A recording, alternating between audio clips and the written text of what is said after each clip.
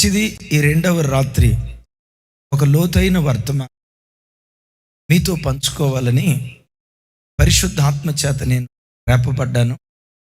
ప్రతి మాట గడిచిన రాత్రి విన్నట్లుగా మరెక్కువ శ్రద్ధగా ఈ లోతైన సందేశాన్ని మీరు వినగలరని దేవుని వాక్యం ధ్యానించుదాం. లేవియాకాండం 1వ అధ్యాయం 1వ వచనం నుండి 3వ వచనం వరకు రాయబడిన మాటలు నేను చదువుతాను. లేవియాకాండం. నాతో కలిసి యెహోవా మోషేను పిలిచి ప్రత్యక్ష గుడారములో నుండి అతనికి ఇలాగు సెలవిచ్చెను. నీవు ఇశ్రాయేలీయులతో ఇట్లనుము, మీలో ఎవరైనాను యెహోవాకు బలి అర్పించున్నప్పుడు గోవుల మందలో నుండి కానీ, గొర్రెల మందలో నుండి కానీ, మేకల మందలో నుండి కానీ దాన్ని తీసుకొని రావలెను.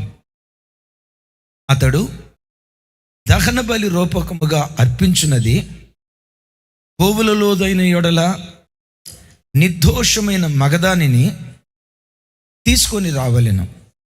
తాను యెహోవా సన్నిధిని అంగీకరించబడినట్లు ప్రత్యక్ష గుడారము యొక్క ద్వారమునకు దానిని తీసుకొని రావలెను. ఇక అందరూ తలలపైకెత్తి నా వైపు చూడండి. ఆకాశం క్రింద భూమికి పైన బ్రతుకుతున్న సమస్త మానవాళికి దేవుడున్నాడు అనే నమ్మకం ఉంది. దేవుడున్నాడు అనే నమ్మకం ఉండటం మాత్రమే కాదు, ఆ దేవుని సమీపించడానికి రకరకాల మార్గాలను ఆది నుంచి మనుషుడు వెతుకుతూ ఉన్నాడు, ప్రయత్నిస్తూ ఉన్నాడు. ఈ మార్గం గుండా దేవుణ్ణి చేరుకోవచ్చు, ఈ మార్గం గుండా వెళ్తే పరలోకాన్ని మనం చేరుకోవచ్చని రకరకాల మార్గాలను మనుషుడు అన్వేషిస్తూ ప్రయత్నం చేస్తూ ఉన్నాడు. ఎందుకు ఈ ప్రయత్నాలు అంటే, ప్రతి ప్రయత్నం వెనుక దేవుడు ఉన్నాడు. ఎట్ దట్ సేమ్ టైం ఆ దేవుణ్ణి చేరుకోవాలి. కొంతమంది పైకి అంటారు, దేవుడు లేడు, గీవుడు లేడురా, ఇదంతా ట్రాష్, ఇదంతా మూఢనమ్మకం, దేవుడు ఉంటే కనపడమను సవాల్ చేస్తా అని కొంతమంది హేతువాదుకులు పైకి అంటారు. పెదాలతో దేవుడు లేడు అని అంటారు, కానీ వారి గుండెల్లో కూడా దేవుడున్నాడనే భయం ఒకంత ఉంటుంది. ఒకసారి ఇలాగే ఒక సభ ఏర్పాటు చేశారట. 3 రోజుల సభ. ప్రపంచ దేశాల నుంచి ప్రజలు వచ్చారు. ఆ సభ యొక్క ప్రాధాన్యత ఏంటో తెలుసా? దేవుడు లేడు, ఇదంతా అబద్ధం, ఇదంతా బోటకం, ఈ పిచ్చి జనాలు గుడ్డిగా దేవుడు ఉన్నాడని నమ్ముతున్నారు, ఉన్నదంతా సైన్సే, దేవుడు అనేది అబద్ధం. అనర్గళంగా 3 దినాలు ప్రసంగికులు ప్రసంగించారు. వేల మంది ప్రజలు ఆ వర్తమానాలు విని చివరికి ఏ కంక్లూజన్కి వచ్చారో తెలుసా? అరే, వీళ్ళు చెప్పింది నిజంరా, దేవుడు లేడు, కీవుడు లేడు, దేవుడు అనేది ఒక అబద్ధం. ఇంతకాలం మనం అనవసరంగా ఈ పాస్టర్ల మాటలు నమ్మి మనం మోసపోయాం. వీళ్ళు చెప్పిందే రైట్రా, దేవుడు అనేవాడు లేడు, ఇది అబద్ధం, కన్ఫర్మ్ అనే నిర్ణయానికి వచ్చారు. ఆ మీటింగ్స్ ఏర్పాటు చేసిన ఒక పెద్ద ఆయన మీటింగ్ ముగింపులో వందన సమర్పణ చేస్తారు కదా, అదే దాన్ని ఇంగ్లీష్లో ఓట్ ఆఫ్ థ్యాంక్స్ అంటారు. ఆ వందన సమర్పణ చేయటానికి వచ్చి ఇలా వందన సమర్పణ చేస్తున్నాడట. దేవుడు లేడు అనే ఈ జ్ఞాన సభలు దేవుని దయ వల్ల చక్కగా జరిగాయి అన్నాడట.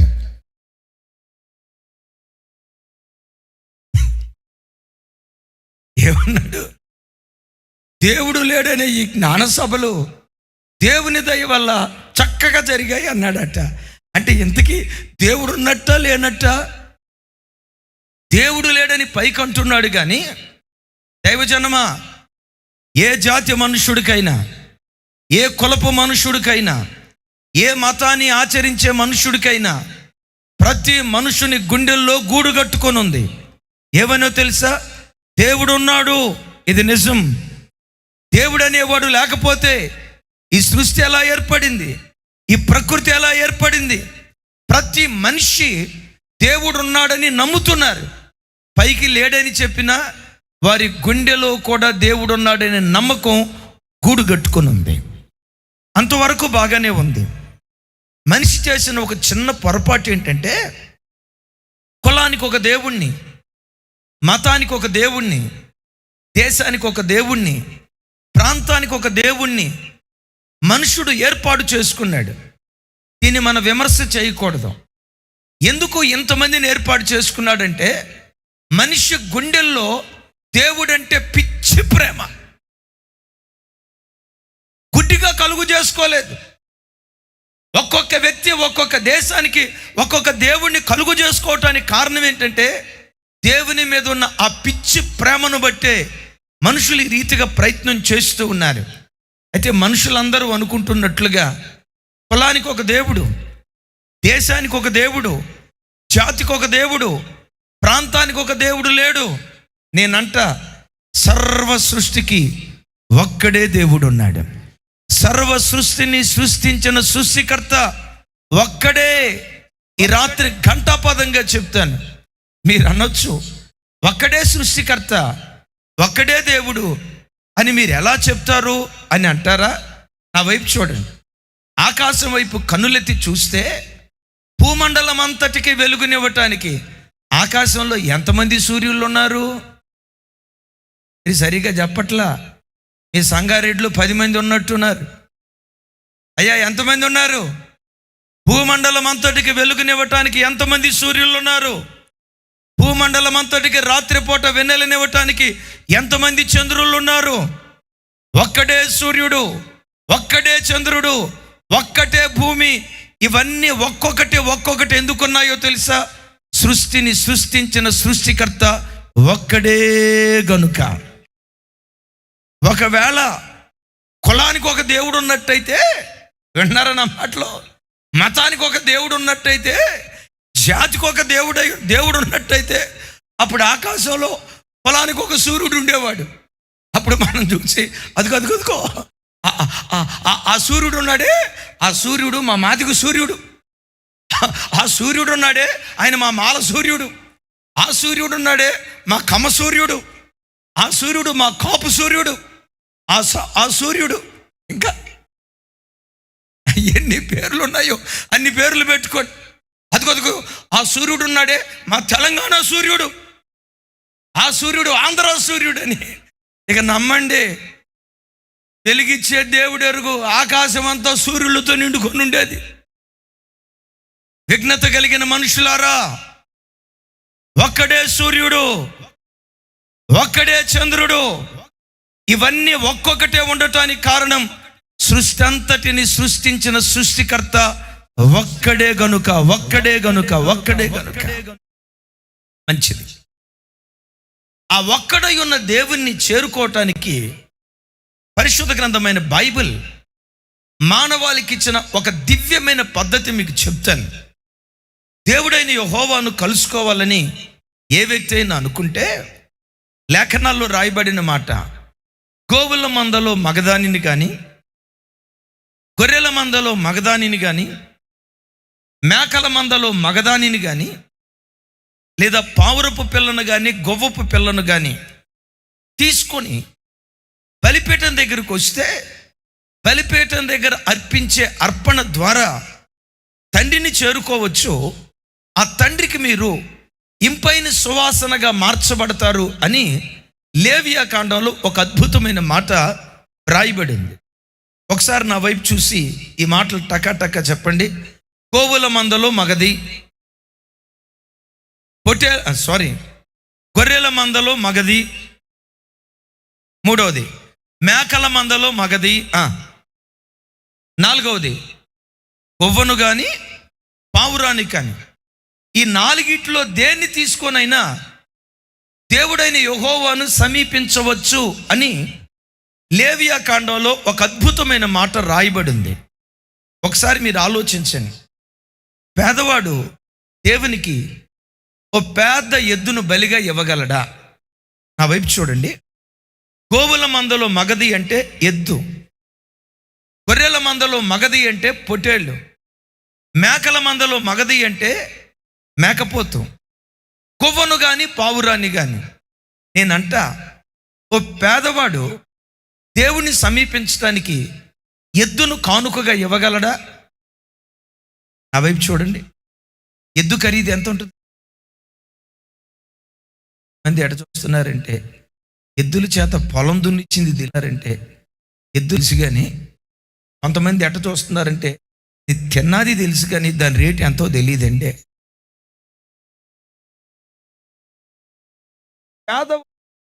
దేవునికి కానుక ఇవ్వగలడా? ఇవ్వలేడు. ధనికుడే ఎద్దును దేవుని కానుకగా ఇవ్వగలడు. మరి దరిద్రుని పరిస్థితి ఏంటి? మధ్యతరగతిలో ఉన్నవాడు పొట్టేలునైనా మేకనైనా దేవుని కానుకగా ఇవ్వగలడు. నేనంట మధ్యతరగతి వాడు కాదు, ధనికుడు కాదు, పేదవాడు ఏ కానుక ఇవ్వగలడు? పావురాన్ని ఇవ్వగలడు. పావురంగానే గోవగానే ఎంత? దాని ఖరీదు ఎంత? 150. ఈ చిత్రం చూడండి. దేవుడైన యెహోవా యొద్దకు పాత నిబంధనలో రాయబడిన ఒక అద్భుతమైన మర్మయుక్తమైన మాట ఏంటో తెలుసా? దేవుడైన యెహోవా యొద్దకు ధనవంతుడు రావచ్చు, మధ్యతరగతి వాడు రావచ్చు, కడు పేదవాడు రావచ్చు. దీని అర్థం ఏంటో తెలుసా? దేవుడు కొందరివాడు కాదు, అందరివాడై ఉంటాడు. అందరం చెప్దాం గట్టిగా ఆమెన్. ఇప్పుడు పేదవాడు దేవుని దగ్గరికి రావాలి.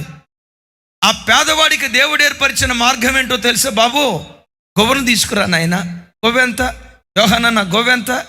100 రూపాయలు. నీ దగ్గర లేదా? అది కదుగో ఆ పక్కన జార్జన్ దగ్గర తీసుకో, రాజాన్ దగ్గర తీసుకో. 100 రూపాయలు. పేదవాడా, నువ్వు ఈ దేవుని దగ్గరికి రావచ్చు. మేము పేదవాళ్ళం కాదండి, ధనవంతులం. ఎద్దును తీసుకుంటా. మేము మధ్యతరగతి వాళ్ళం. వాక్యం వింటున్న ప్రభు బిడ్డలారా, దేవుడు అనేవాడు కొందరి వాడై ఉండకూడదు. ఈ కులానికి మాత్రమే చెందినవాడు, ఈ గోత్రానికి మాత్రమే చెందినవాడు, ఈ ప్రాంతానికి మాత్రమే చెందినవాడు అన్నట్లుగా దేవుడు ఉండకూడదు. దేవుడు ఎప్పటికీ ఎన్నటికీ అందరి వాడై ఉండాలి. ఈ దేవుడైన యెహోవా యొద్దకు గొప్పవాడు రావచ్చు, పేదవాడు రావచ్చు, ధనవంతుడు రావచ్చు, దరిద్రుడు రావచ్చు, గొప్ప కులంవాడు రావచ్చు. చిన్న కులాలుగా పిలువబడుతున్న చిన్నవాడు, ఏ కులస్తుడైనా ఏ జాతికి చెందిన వాడైనా ఈ యేసు క్రీస్తు దగ్గరికి రావచ్చు. హల్లెలూయా.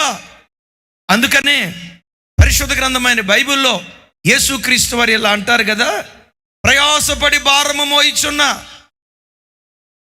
ధనవంతులారా నా యొద్దకు రండి అన్నాడా? ఏం సార్? ప్రయాసపడి భారం మోయిచున్న పేదవాళ్ళారా నా దగ్గరికి రండి అన్నాడా? ప్రయాసపడి భారం మోయిచున్న మధ్యతరగతి వాళ్ళారా నా దగ్గరికి రండి అన్నాడా? నా ప్రభు అన్న మాట ఏంటో తెలుసా? ప్రయాసపడి భారము మోయిచున్న సమస్త జనులారా నా యొద్దకు రండి, నేను మీకు విశ్రాంతిని కలుగు చేస్తాను. చప్పలు కొడుతూ దేవునికి స్తోత్రాలు చెప్దాం. ఇప్పుడు మీరు నాకు సమాధానం చెప్పండి. యేసుక్రీస్తు దగ్గరికి ఎవరు రావచ్చు? యేసుక్రీస్తు ఎవరిని పిలిచాడు? సమస్త ప్రజలను పిలిచాడు. కానీ కొంతమందికి యేసు ప్రభు అంటంతో యేసు ప్రభు దేవుడే కానండే, కాకపోతే ఆయన తెల్లోళ్ళ దేవుడండే, మన దేవుడు కాదండే. ఎందుకు ఆ తెల్లోళ్ళ దేవుడిని మన దేశానికి తీసుకొచ్చారు? ఆయన దేవుడే కానీ తెల్లోళ్ళ దేవుడండి అంటారు. నేను ఒక మాట అడుగుతా, బైబిల్లో ఎక్కడైనా యేసు ప్రభు వారు తెల్లోళ్ళ దేవుడు అని రాసుందా? అమెరికా దేవుడు అని రాసుందా? ఇంగ్లాండ్ దేశపు దేవుడు అని రాసుందా? నేనంట యేసు ప్రభువే గనక అమెరికా దేవుడని బైబిల్లో రాసుంటే, ఇంగ్లాండ్ దేశపు దేవుడని బైబిల్లో రాసుంటే, తెల్లోళ్ళ దేవుడని బైబిల్లో రాసుంటే, భరతగడ్డలో పుట్టిన నేను ఆ తెల్లోళ్ళ దేవుడిని పొరపాటును అంగీకరించేవాడిని కాదు. నిజంగా ఆయన అమెరికా దేశపు దేవుడైతే, ఆస్ట్రేలియా దేశపు దేవుడైతే, ఈ భారతదేశంలో పుట్టిన నాకు అమెరికా దేశపు దేవుడు అవసరం లేదు. మరి మీరు అడగొచ్చు, యేసు ప్రభును గురించి ఏమని రాస్తుంది? ఆయన తెల్లోళ్ళ దేవుడు అని రాయలేదా? అమెరికా దేవుడు అని రాయలేదా? బైబిల్లో రాయబడిన మాట, యేసుక్రీస్తు అందరికీ ప్రభు అయి ఉన్నాడు. ఎందరికీ? నాసికా రంధ్రాలలో ఊపిరి ఉన్న ప్రతి మనుషునికి యేసే దేవుడు, యేసే నిజ దేవుడు అయి ఉన్నాడు. మరి ఎవరు కనిపెట్టారో నాకు తెలియదు, కానీ యేసు ప్రభు అంటంతో మన వాళ్ళు టకమని చెప్పే మాట ఏంటో తెలుసా? ఆయన తెల్లోళ్ళ దేవుడండి అని అంటారు. ఆ మాట విన్నప్పుడల్లా నాకు నవ్వు వస్తుంది. ఎందుకో చెప్పమంటారా? యేసు ప్రభువే గనక నిజంగా ఆయన తెల్లోళ్ళ దేవుడు అయి ఉన్నట్టయితే నాలాంటి నల్లోళ్ళంతా అన్యాయం అయిపోయి ఉండేవాళ్ళు. విలియం గారు, మీ పని కూడా అన్యాయమే. మా విలియం పని కూడా అన్యాయం. అయ్యగారి పని, యోహానన్నా మీది ఎంట్రన్స్లోనే వికెట్ ఫట్. అక్క మీరు గెలిచేవాళ్ళు. చూడండి అన్న ప్రభుదాసన, మీది వికెట్ ఫట్టే. ఇక్కడ నాకు తెలిసి 30% వికెట్లు ఫట్టే. ఎందుకంటే మీరు నవ్వుతూ ఉంటే కళ్ళు పళ్ళు తప్ప ఏమీ కనపట్లా. ఎందుకో తెలుసా? ISI స్టాండర్డ్ రంగు. ఎండకు ఎండిన, వానకు తడిసిన, మంచుకు నానిన మార్పులేని ISI స్టాండర్డ్. నేనంట ఎవర్రా బాబు? అందుకనే సామెత ఒకటి ఉంది, నిజం చెప్పులు దొడుక్కునే లోపు అబద్ధం నిజం చెప్పులు దొడుక్కునే కొంచెం అంతా తిరిగి వస్తుందట. ఏది నిజం? యేసుక్రీస్తు ఒక్కడే దేవుడు, ప్రపంచమంతటికి ఏకైక దేవుడు, ఇది నిజం. మరి ఏది అబద్ధం? యేసుక్రీస్తు తెల్లోళ్ళ దేవుడు, అబద్ధం. యేసుక్రీస్తు మాలామాదికల దేవుడు, ఇది అబద్ధం. యేసుక్రీస్తు నిమ్న జాతి దేవుడు, ఇది అబద్ధం. యేసుక్రీస్తు అమెరికా దేవుడు, ఇది అబద్ధం. యేసుక్రీస్తు ఆస్ట్రేలియా దేవుడు, ఇది అబద్ధం. ఏది నిజం? సృష్టి ఏకైక లోక రక్షకుడు, నేను ప్రకటించే ప్రభు అయిన యేసుక్రీస్తు వారు. ఇది క్రొత్త నిబంధనలో రాయబడిన మాట మాత్రమే కాదు, పాత నిబంధనలో ఒక అద్భుతమైన మాట మీకు జ్ఞాపకం చేస్తాను. యెషయా గ్రంథం 45వ అధ్యాయం 22వ వచనం. 45:22. నాతో కలిసి అందరూ చెప్పండి.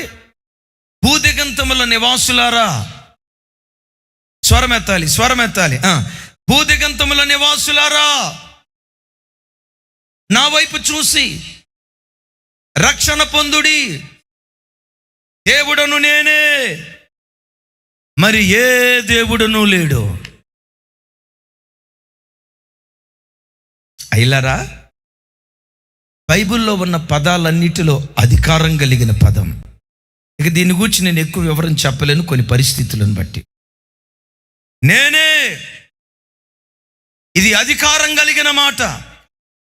నేను కూడా అనలా. ఏమన్నారు? ఈ అబ్బాయి తండ్రి ఎవరు? 10 మంది ఉన్నారు అక్కడ. ఆ 10 మందిలో తండ్రి ఉన్నాడు. ఈ అబ్బాయి తండ్రి ఎవరు అని అన్నారు అనుకోండి, తండ్రి ఏమంటాడు? నేనే. ఈ స్థలపు ఓనర్ గారు ఎవరు? మీరేనా?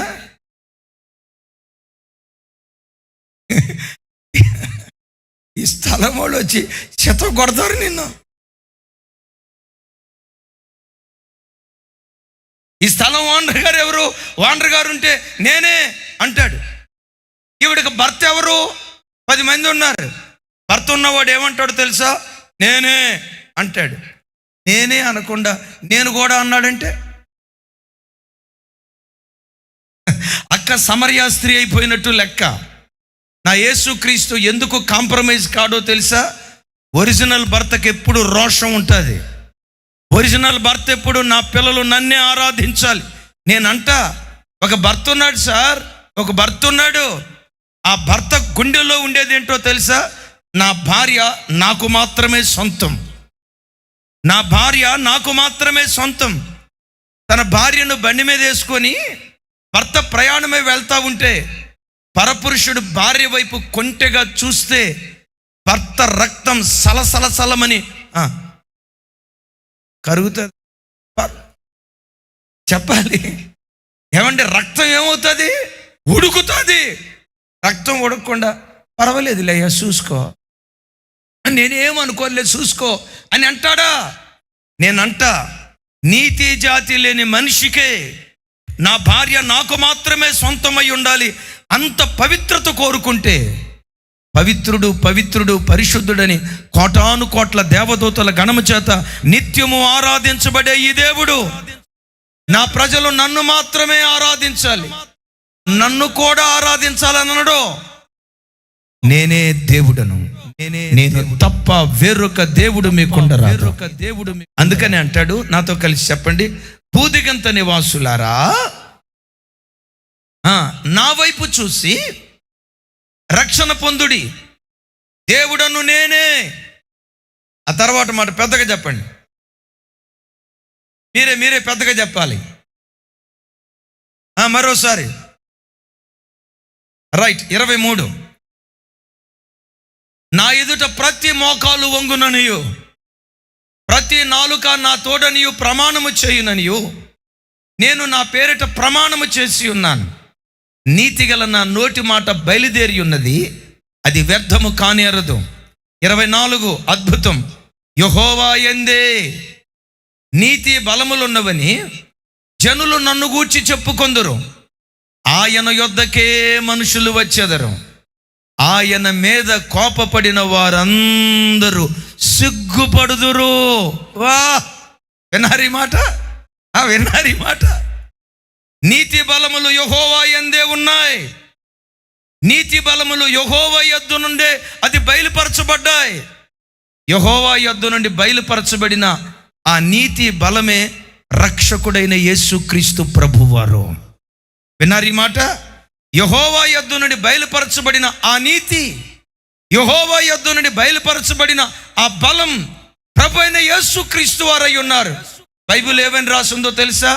ఏ జాతివాడైనా, ఏ కులస్థుడైనా, ఏ మతస్థుడైనా, ఏ దేశస్థుడైనా యేసుక్రీస్తు పాదముల చెంత సాగిలపడాల్సిందే.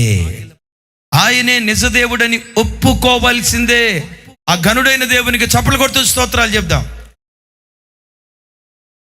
అయితే గమనించండి, బయలుపరచబడిన ఆ నీతి బలమైన యేసుక్రీస్తు వారి ద్వారా పరలోకపు తండ్రిని ఒక వ్యక్తి సమీపించాలంటే ఇక్కడ 4 విషయాలు దేవుడు ప్రస్తావించాడు. మొట్టమొదటి విషయం ఏంటో తెలుసా? గోవుల మందలో మగది అనండి అంటే ఎద్దు అని అర్థం. 2000 సంవత్సరాల క్రితం యేసుక్రీస్తు వారు ఒక ఎద్దులాగా మానవాళి రక్షణ కొరకై ఆయన ప్రయాసపడ్డాడు. మీరు సిలువ మ్రాను మీద ప్రభువును చూసుంటారు కదా. ఆ సిలువ సింహాసనం చేరే వరకు ఎద్దులాగా యేసుక్రీస్తు వారు ప్రయాసపడినట్లుగా లేఖనాల్లో చూస్తూ ఉన్నాం. ఎద్దు ప్రయాసం ఏం చేస్తుంది? ఎద్దు ప్రయాసం ఒక వ్యక్తి బ్రతుకును ఎలా మారుస్తుంది? సామెతల గ్రంథం చూడండి, 14వ అధ్యాయం. సామెతల గ్రంథం 14వ అధ్యాయం 4వ వచనం చూడండి. 14:4 నేను చదువుతాను. ఎద్దులు లేని చోట, స్వరమెత్తాలి, ఎద్దులు లేని చోట గాది యందు ధాన్యం ఉండదు. ఎద్దుల బలము వలన విస్తారమైన వచ్చుబడి కలుగును. విన్నారు? ఇక్కడ నా వైపు చూడండి. ఎద్దులు లేని చోట గాది యందు ధాన్యం ఉండదు. పాత రోజుల్లో ధాన్యాన్ని ఎక్కడ స్టోర్ చేసేవాళ్ళు చెప్పండి? పాత రోజుల్లో ధాన్యాన్ని ఎక్కడ స్టోర్ చేసేవాళ్ళు? ఇక్కడ ఏమంటారు? గాదే అంటారా? ఏమండి? గుమ్మి. ఒక్కళ్ళు చెప్పండి అన్నా.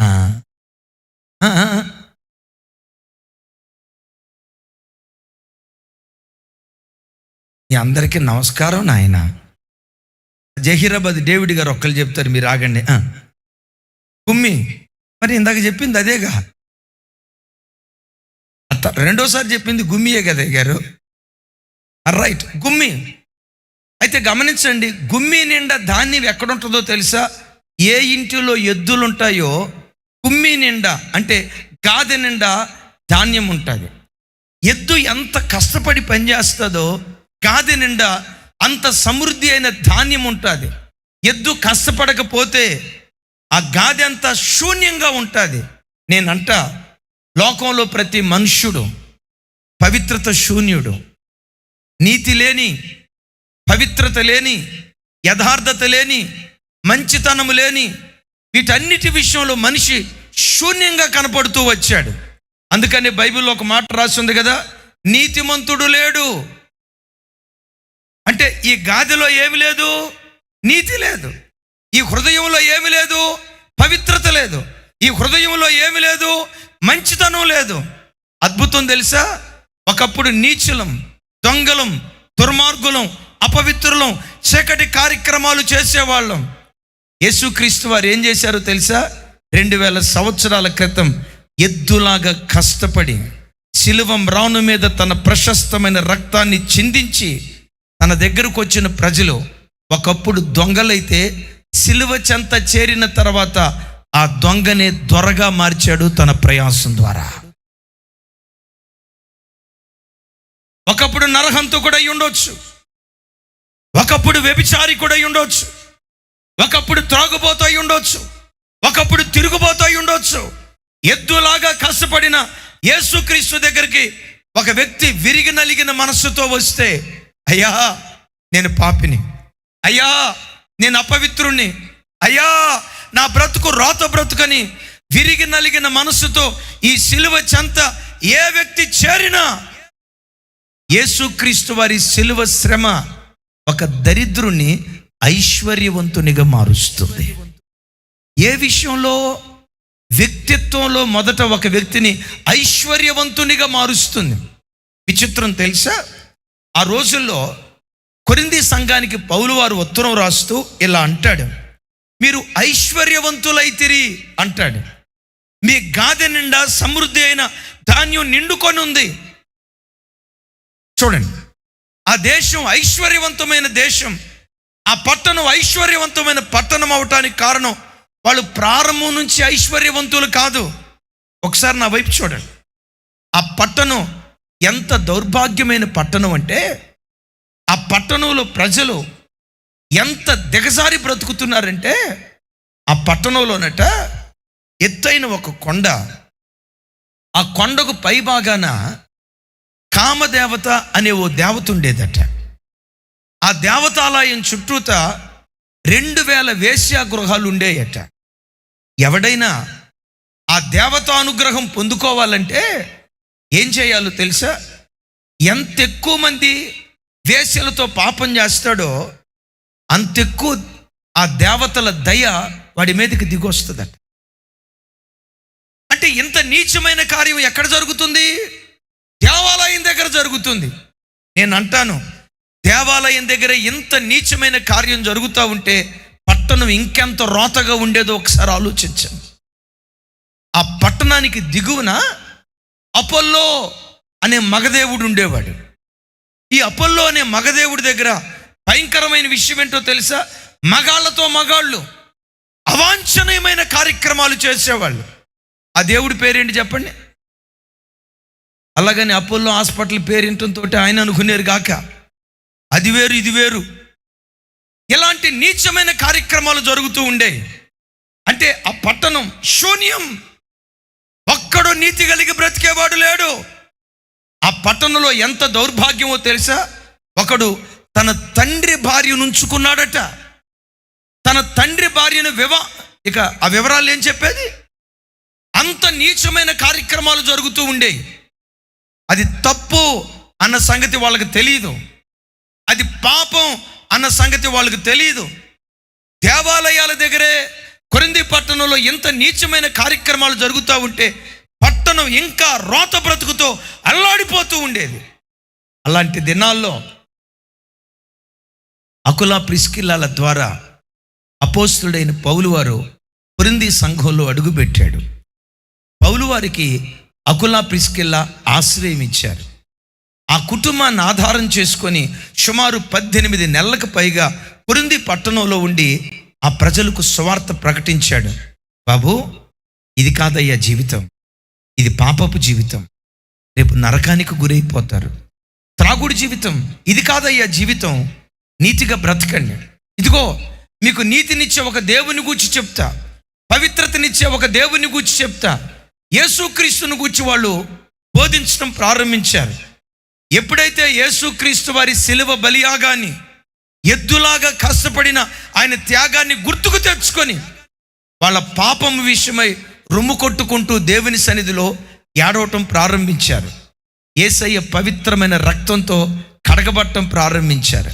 ఎప్పుడైతే ఆయన రక్తంతో కడగబట్టం ప్రారంభించారో ఆయన రక్తపు శక్తి వాళ్ళను దర్శించి పాపులను పవిత్రులుగా మార్చింది, దుర్నీతిపరులను నీతిపరులుగా మార్చింది, దొంగలను దొరలుగా మార్చింది. నా ప్రభు బిడ్డలారా, 2000 సంవత్సరాల క్రితం ఎద్దులాగా కపాలమని అర్థమిచ్చే గొల్గతా పర్వతం మీద యేసుక్రీస్తు ప్రభువారు పడిన శ్రమ, ఆ సిలువను నువ్వు ఆశ్రయిస్తే దరిద్రులను ధనవంతులుగా మార్చగలిగిన శక్తి యేసుక్రీస్తు వారి సిలువలో దాగుంది. ఓ నిష్ప్రయోజకుని ప్రయోజకుడిగా మార్చగలిగిన శక్తి యేసుక్రీస్తు వారి సిలువలో దాగుంది. మీకు ఒక అద్భుతమైన సమాచారం చెప్తాను. ఆంధ్ర ప్రాంతంలో స్టువర్ట్పురం అనే ఒక ప్రాంతం ఉంది. అది దొంగలకు ప్రతీక. విన్నారా ఆ ఊరి పేరు? ఎంతమంది విన్నారు? అబ్బా, చుట్టాలే ఉన్నట్టున్నారు. రైట్. స్టువర్ట్పురం గజ దొంగలకు నిలయం. ఎన్నిసార్లు అరెస్ట్ చేసి జైల్లో పెట్టినా మరలా దొంగతనానికి వెళ్ళేవాళ్ళు. ఒకరోజు పేరుగాంచిన, పేరు మోసిన దొంగ విన్నారా? టైగర్ నాగేశ్వరరావు అని విన్నారా? టైగర్ నాగేశ్వరరావు అని ఆయన్ని ఈ ఎస్ఐ గారు అరెస్ట్ చేసి, రే అసలు ఎట్లా మీరు దొంగతనం చేస్తారా, ఇది మీ వల్ల ఎలా అవుతుందిరా అన్నాడట. ఎస్ఐ గారు, ఈ రాత్రి పందెం, ఈ రాత్రి ఎక్కడో కాదు, మీ ఇంట్లోనే దొంగతనం చేస్తా. సరే పందెం రా, ఏం దొంగతనం చేస్తావో చెప్పు అన్నారట. సార్, రాత్రి పండుకునేటప్పుడు మీ భార్య చీర కట్టుకొని పండుకుంటుంది కదా, మీ భార్య కట్టుకున్న చీర తీసి నేను మీ చేతుల్లో పెట్టకపోతే నన్ను అడగండి అన్నాడట. ఒరే దుర్మార్గుడా, పెట్టడం ఎసరు నాకే పెడతారా అంటే ఏం తప్పుడు పని చేయండి సార్. పొరపాటున అమ్మగారు కట్టుకున్న చీర నేను తీసుకొచ్చి మీ చేతిలో పెట్టకపోతే నన్ను అడగండి అన్నాడట. అరే నువ్వు ఎట్టా దొంగతనం చేస్తావో చూద్దాం, సరే పందెం అని చెప్పి పందెం వేశాడట. మొత్తానికి ఈయన పోలీస్ స్టేషన్ కాడే ఉన్నాడు. అటు ఇటు ఇంటి చుట్టూతో పోలీసు వాళ్ళు ఉన్నారు. ఈయన మొత్తానికి వెళ్ళాడు. ఆ భార్య పండుకున్న కిటికీ దగ్గరకు వచ్చాడు. ఈ ఇంజెక్షన్ చేస్తారు కదా, ఇంజెక్షన్ ఆ పెద్ద సిరంజి నిండా నీళ్లు నింపుకొని కిటికీకి అవతల నుంచి సిరంజితో నీళ్లు కొట్టాడట. 2-3 సార్లు కొట్టేసరికి ఆ తల్లి కట్టుకున్న చీర తడిచిపోయింది. ఏంటి తడి ఏమోలే అనుకుంది. మరలా 3-4 సార్లు కొట్టాడు సిరంజితో, నీళ్లు తడిసినట్టు అయిపోయింది. తెలియకుండా చిన్న పొరపాటు జరిగినట్టుందని ఆ తల్లి ఆ కట్టుకున్న చీర విప్పి అక్కడ పెట్టి ఇంకో చీర కట్టుకొని అప్పుడు దొంగతనం చేశాడంట వీడు. అది తీసుకొచ్చి సార్ ఈ చీర మీ ఆవిడదేనా? రే మా ఆవిడదేరా. ఎట్టా తీసుకొచ్చా? మీరేం కంగారు పడదు సార్, ఇదిగో ఇట్లా చేశాను. అయితే విచిత్రం ఏంటో తెలుసా? ఆ తర్వాత ఆ గజ దొంగ యేసుక్రీస్తు వాక్యం విని దొంగతనాన్ని మానేసి నీతిగా బ్రతకటం ప్రారంభించాడు. ఆయన ఇచ్చిన సాక్ష్యం ఏంటో తెలుసా? స్టువర్ట్పురం ఒక దొంగ ఇచ్చిన సాక్ష్యం ఏంటో తెలుసా? ఒకప్పుడు మా కంటికి బంగారం కనపడితే ఉన్న పాటును మాయం చేసేవాళ్ళం, కిలోల బంగారాన్ని మాయం చేసేవాళ్ళం. ఈరోజు మా కష్టార్జితం కానిది తులం బంగారం మా కంటికి కనపడ్డ పొరపాటును మేము ముట్టుకోం. ఎందుకో తెలుసా? యేసుక్రీస్తు వారి రక్తం దరిద్రులైన మమ్మలను ఐశ్వర్యవంతులుగా మార్చింది. చప్పట్లు కొడుతూ స్తోత్రాలు చెప్దాం. గట్టిగా గట్టిగా గట్టిగా హల్లెలూయా. ఒక వ్యక్తి పరలోకపు తండ్రిని ఆశ్రయించాలంటే కపాలమని అర్థమిచ్చే గొల్గతా పర్వతం మీద మన ఆధ్యాత్మిక జీవితం పచ్చటి పంట పొలాలుగా మార్చబడినట్లుగా దున్నబడిన యేసుక్రీస్తు వారిని ఏ వ్యక్తి అయితే ఆశ్రయిస్తారో యేసుక్రీస్తు వారి రక్తం దరిద్రుని ధనవంతునిగా మారుస్తుంది. గాదె నిండా సమృద్ధి అయిన ఆహారం కలిగేటట్లుగా ఒక వ్యక్తి స్థితిగతులు మార్చగలిగిన శక్తి ఎద్దుగా పిలువబడుతున్న యేసుక్రీస్తు ప్రభువులో దాగుంది. ఒకసారి అందరం చేతులైతే చప్పలు కొడుతూ స్తోత్రాలు చెప్దామా?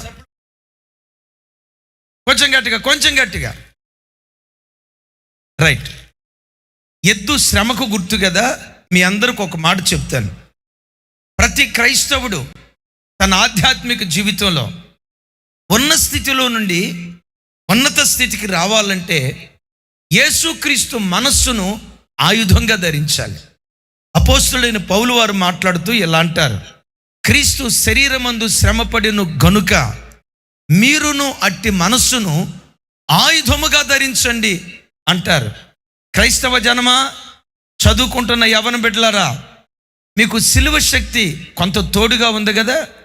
ఆ సిలువ శక్తికి తోడు మీ చదువుల్లో కష్టపడి చదువుకోండి, మీ వ్యాపారాల్లో కష్టపడి వ్యాపారం చేయండి, మీ చదువుల్లో కష్టపడి చదువుకోవటం ప్రారంభించండి, మీ ఉద్యోగాలు కష్టపడి ఉద్యోగాలు చేసుకోవటం ప్రారంభించండి.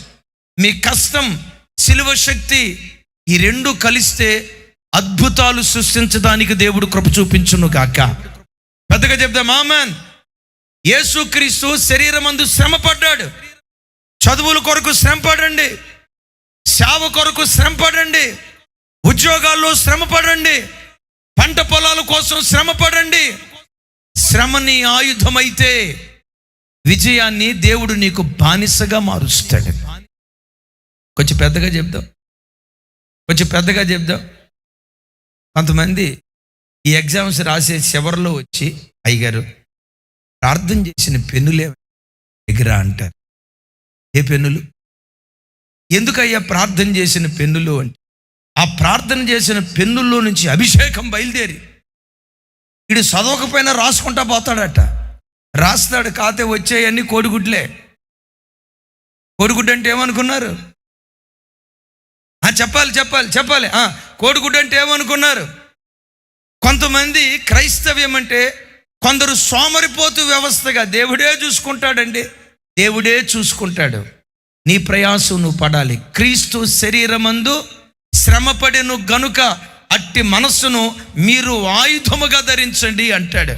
ఒక అద్భుతమైన మాట చెప్తాను. ఆ మధ్య ఒక చోట సోమరిపోతోళ్ళ పోటీ జరిగిందట. అనండి, బాగుందా పోటీ? చాలా బాగుంది. ఇళ్ళల్లో సోమరిపోతోళ్ళు ఎవరు తెలుసుకుందామని చెప్పి అట్టిపండ్ల గెల తీసుకొచ్చి ఆడ పెట్టారట. సోమరిపోతోళ్ళు వరుసగా కూర్చున్నారట.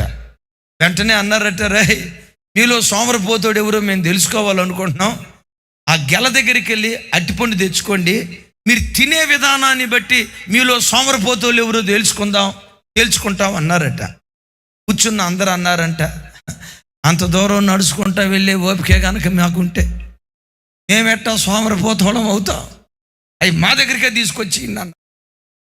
ఆ సభికులు అనుకున్నారట, సోమరిపోతోళ్ళ టైటిల్ నిజంగా ఆ నామధేయాన్ని సార్థకత చేసుకున్నారా మీరు అని. మొత్తానికి వరుసగా అట్టిపళ్ళు ఇచ్చుకుంటూ వెళ్తే మొదటోడు ఒలుచుకొని తిన్నాడట.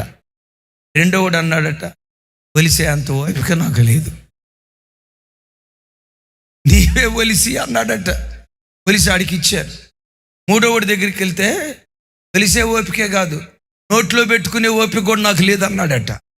అనుకున్నాడట సభికుడు, ఈ మొదటి ఇద్దరి కంటే వీడు ఇంకా చాలా గ్రేట్ లాగా ఉన్నట్టున్నాడు, వీడికి నోట్లో కూడా పెట్టుకునే ఓపిక లేదని మొత్తానికి నోట్లో పెట్టారట. నాలుగోవాడు అంటాడట, నవిలే ఓపిక కూడా నాకు లేదు, ఈ అట్టిపండు నవిలే ఓపిక కూడా నాకు లేదు, మీరే కొంచెం నవిలి నోట్లో పెట్టండి అన్నాడట. ఈడు అసలు సోమరిపోతాడు. క్రైస్తవ జనమా, శ్రమను ఆయుధంగా చేసుకో. ఏ ఇంటిలో కష్టపడి పని చేసేవాళ్ళు ఉంటారో, ఏ ఇంటిలో కష్టపడి ఉద్యోగం చేసేవాళ్ళు ఉంటారో, శ్రమ నీకు ఆయుధమైతే విజయాన్ని దేవుడు నీకు బానిసగా మార్చునుగాక. శ్రమపడిన ఎద్దుగా పిలువబడుతున్న యేసుక్రీస్తు వారి ద్వారా పరలోకపు తండ్రిని సమీపించే ఆధిక్యత కృపగల దేవుడు మనకు అనుగ్రహించాడు. రెండవది, ఎద్దు తర్వాత చూడండి గొర్రెల మందలో మగది అన్నాడు. నా వైపు చూసి చెప్పండి. గొర్రెల మందలో మొగదంటే ఇది పొట్టేలుకున్న గొప్ప గుణం ఏంటో తెలుసా? గొర్రెలు సహజంగా సాధుజీవులు. ఆ గొర్రెల మంద అంతటిని నడిపించేదేది పొట్టేలే. గొర్రెల మందకు నాయకత్వం చూపించేదేది పొట్టేలే. ఈ గొర్రెల మందంతటికి సంరక్షణనిచ్చేదేది పొట్టేలే. మందంతటికి కాపుదలనిచ్చేది పొట్టేలే. ఎందుకో తెలుసా? ఆ పొట్టేలుకున్న బలమైన కొమ్ములతో శత్రువులతో పోరాడి, శత్రువులను ఎదుర్కొని, శత్రువులను ఢీకొని విచిత్రం మందను కాపాడుతూ ఉంటాయి. నేనంట ఆ పొట్టేలు ఎవరో తెలుసా? మన ఆరాధ్య దైవం ప్రభు అయిన యేసుక్రీస్తు వారు. క్రైస్తవ్యం గొర్రెల మంద, నో డౌట్. మన కొమ్ములు లేవు, మన కోరలు లేవు, మనకు పంజా లేదు, ఒకరితో కొట్లాడలేం, ఒకరితో యుద్ధానికి దిగలేం. మనల్ని చూసి కొంతమంది ఎగతాళిగా పాపం తెలియక చాలా మంచోళ్ళు, వాళ్ళు గొర్రెలరా. అవును, మనం గొర్రెలమే. మనల్ని గొర్రెలన్న ప్రతివాడు తోడేళ్ళు లాంటివాడని మర్చిపోకండి. నేనంట తోడేళ్ళ జాతి విస్తరిస్తుందా, గొర్రెల జాతి విస్తరిస్తుందా?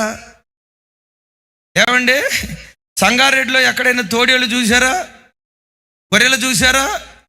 అరే ప్రతి ఆదివారం మటన్ దుకాణం దగ్గర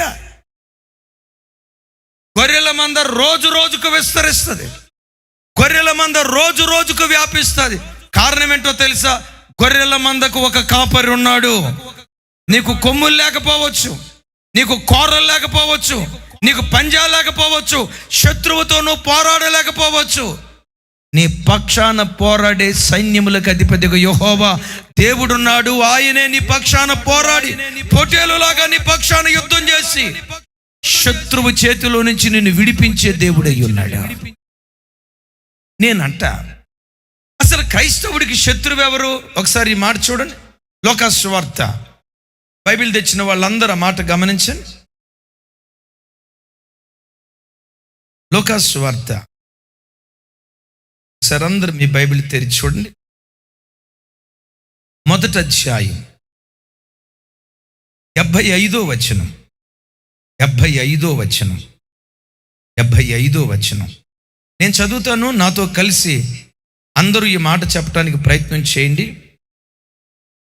మనము శత్రువుల చేతిలో నుంచి విడిపించబడి, నాతో కలిసి, మనము శత్రువుల చేతిలో నుంచి విడిపించబడి మన జీవిత కాలం అంతయు నిర్భయులమై ఆయన సన్నిధిని పరిశుద్ధముగాను నీతిగాను ఆయనను సేవింప అనుగ్రహించుటకు ఈ రక్షణ కలుగ చేసెను.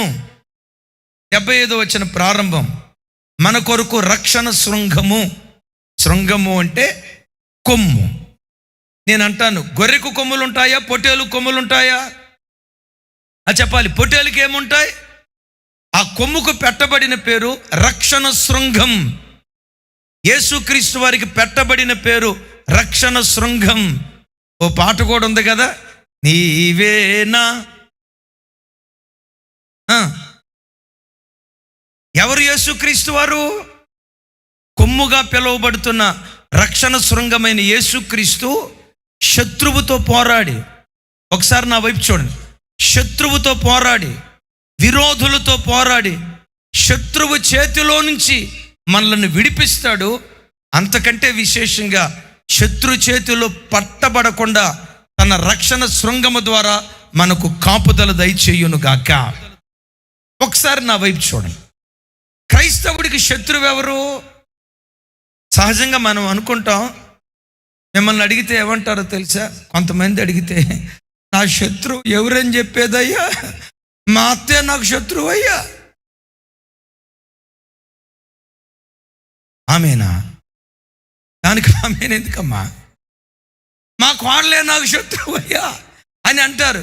నేను అంటాను, మానవ జీవితంలో ప్రధానమైన 3 శత్రువులు. దైవజనులు రాజశేఖర గారు ఎప్పుడు చెప్తారు ఈ మాట. మానవ జీవితంలో 3 ప్రధానమైన శత్రువులు. నంబర్ 1 పాపం, నంబర్ 2 రోగం, నంబర్ 3 పేదరికం. ఈ 4 మానవాళి జీవితంలో అత్యంత ప్రధాన శత్రువులు. విన్నారు ఈ మాట? ఏది మనిషికి శత్రువు? పాపం, పాపం, పాపం.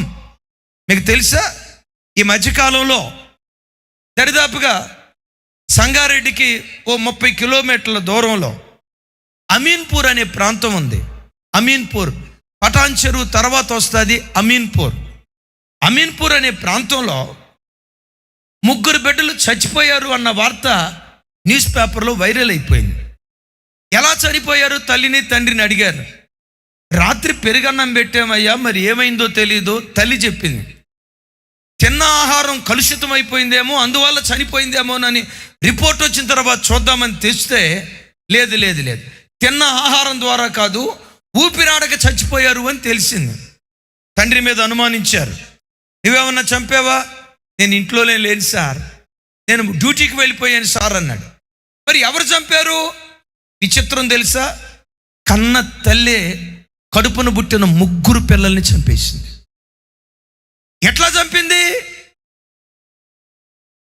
ఆ పిల్లలు నిద్రపోతూ ఉంటే 12 సంవత్సరాల కొడుకు వాడు గాఢ నిద్రలో ఉంటే వాడు ముఖం మీద దిండదివి ఊపిరాడకుండా చేసి పెద్దవాడిని చంపేసిందట. తర్వాత కూతురు మెలకు వచ్చింది, మమ్మీ మమ్మీ మమ్మీ అన్నను చంపేవేంటి మమ్మీ అనే లోపు కూతురు ముఖం మీద దిండది వేసి కడుపును పుట్టిన కూతురును చంపేసింది. చిన్న కొడుకు, 8 సంవత్సరాల కొడుకు. బాధాకరమైన సంగతి ఏంటో తెలియదు. వాడు పిచ్చోడు అరిచినట్టు అరుస్తూ ఏడుస్తూ ఉంటే వాడికి ముఖం మీద దిండదివి ఆ తల్లి 3 కొడుకు, తన కడుపును పుట్టిన 3 కొడుకులు తల్లి చంపేసింది. ఎందుకు చంపింది? 9 మాసాలు మోసిందే, గర్భాన్ని దాల్చిందే, ప్రసవ వేదన పడి పిల్లల్ని కందే, 12 సంవత్సరాలు ఒకడిని, 10 సంవత్సరాల కుమార్తెను, 8 సంవత్సరాలు ఇంకొక బాగును, 3 పిల్లల్ని పెంచిందే. ఎందుకు చంపింది? చంపటానికి కలిగిన కారణం ఏంటి? కారణం ఏంటో తెలుసా? ఆ తల్లి 10వ తరగతి చదివేటప్పుడు ఎవరినో ప్రేమించిందట. ఆ 10వ తరగతి పూర్వ విద్యార్థుల సమ్మేళనానికి వెళ్తే అక్కడ వాడు పరిచయం అయ్యాడట. వాడు అన్నాడట, నిన్ను నా భార్యగా చేసుకోవాలనుకుంటున్నా, నేను నిన్ను నా భార్యగా చేసుకోవాలంటే నీకు నాకు మధ్యలో అడ్డుగా ఉన్న నీ పిల్లలను తొలగించుకుంటే నా భార్యగా చేసుకుంటానని వాడు చెప్తే, దైవజనమా 40 సంవత్సరాలు కలిగిన తల్లి తన కామవాంఛ తీర్చుకోవటానికి కడుపును పుట్టిన 3 పిల్లల్ని నిర్దాక్షిణ్యంగా చంపింది. నేనంట, చంపింది ఆవిడ అనే కంటే కూడా ఆ తల్లిలో ఉన్న పాపం, ఆ తల్లిలో ఉన్న పాపం. సహజంగా మనుషులేమనుకుంటారు, ఛీ ఎంత చెడ్డదిరా, ఆ తల్లి చెడ్డది అనే కంటే కూడా ఆ తల్లిలో ఉన్న పాపం అంత భయంకరమైన చెడ్డది. అందుకనే కీర్తనకర్త అంటాడు, భయము నొంది, నా వైపు చూసి చెప్పాలి, భయము నొంది, భయము నొంది పాపము చేయకుడి అంటాడు. ప్రతి మనిషి తన బ్రతుకులో పాపం చేయటానికి భయపడాలి, గంజాయికి వెళ్ళటానికి భయపడాలి, అక్రమ సంబంధాలకు వెళ్ళటానికి భయపడాలి, మత్తు పదార్థాలకు బానిస అవటానికి భయపడాలి. ఎందుకో తెలుసా? పాపం నీ బ్రతుకును బుగ్గిపాలు చేస్తుంది.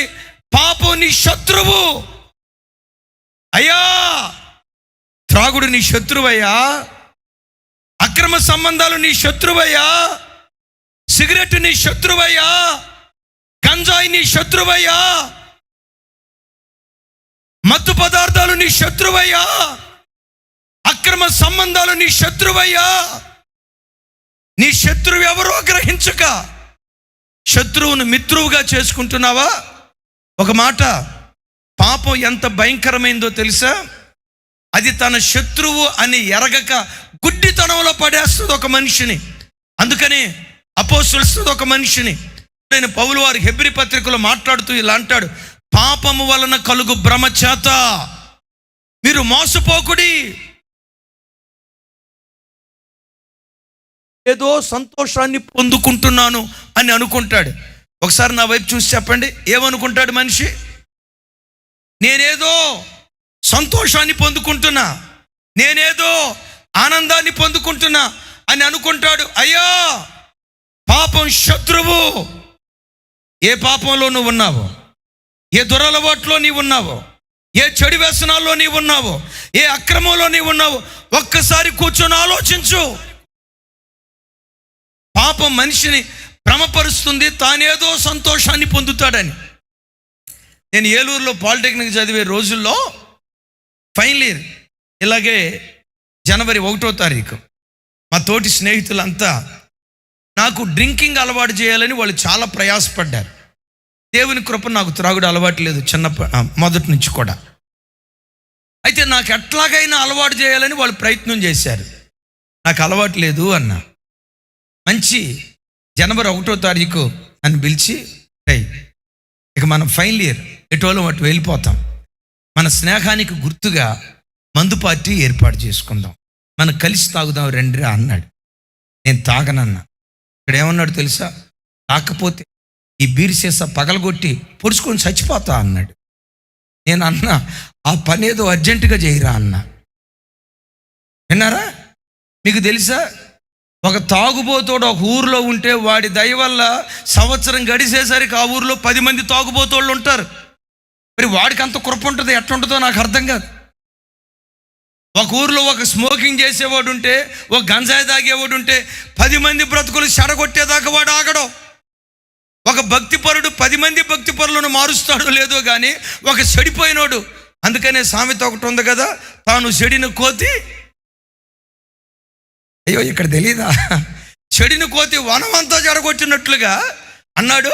నువ్వు దాక్కపోతే బీరు సీసా పగలగొట్టి పొడుచుకొని చచ్చిపోతా అన్నాడు. అదేదో అర్జెంటుగా చేయరా అన్న. అట్లా కాదురా, స్నేహం అంటే అలా ఇచ్చి పుచ్చుకునే ధోరణి ఉండాలి కదా, కలిసి తాగుదామన్నారు. నేను త్రాగను అన్నా. ఈలో ఒకడు అన్నాడు, సరే ఆకపోయావురా, జరదా కిళ్ళి తినరా అన్నారు. జరదా కిళ్ళి ఎట్లుంటుందా అన్న. అసలు జరదా కిళ్ళి ఎట్టుంటుందో తెలుసా? అబ్బబ్బబ్బబ్బబ్బా, ఎట్టుంటుందంటే అట్టుంటుంది అన్నాడు. నాకు అర్థం కాక ఎట్టుంటుందిరా అన్న అంటాడు.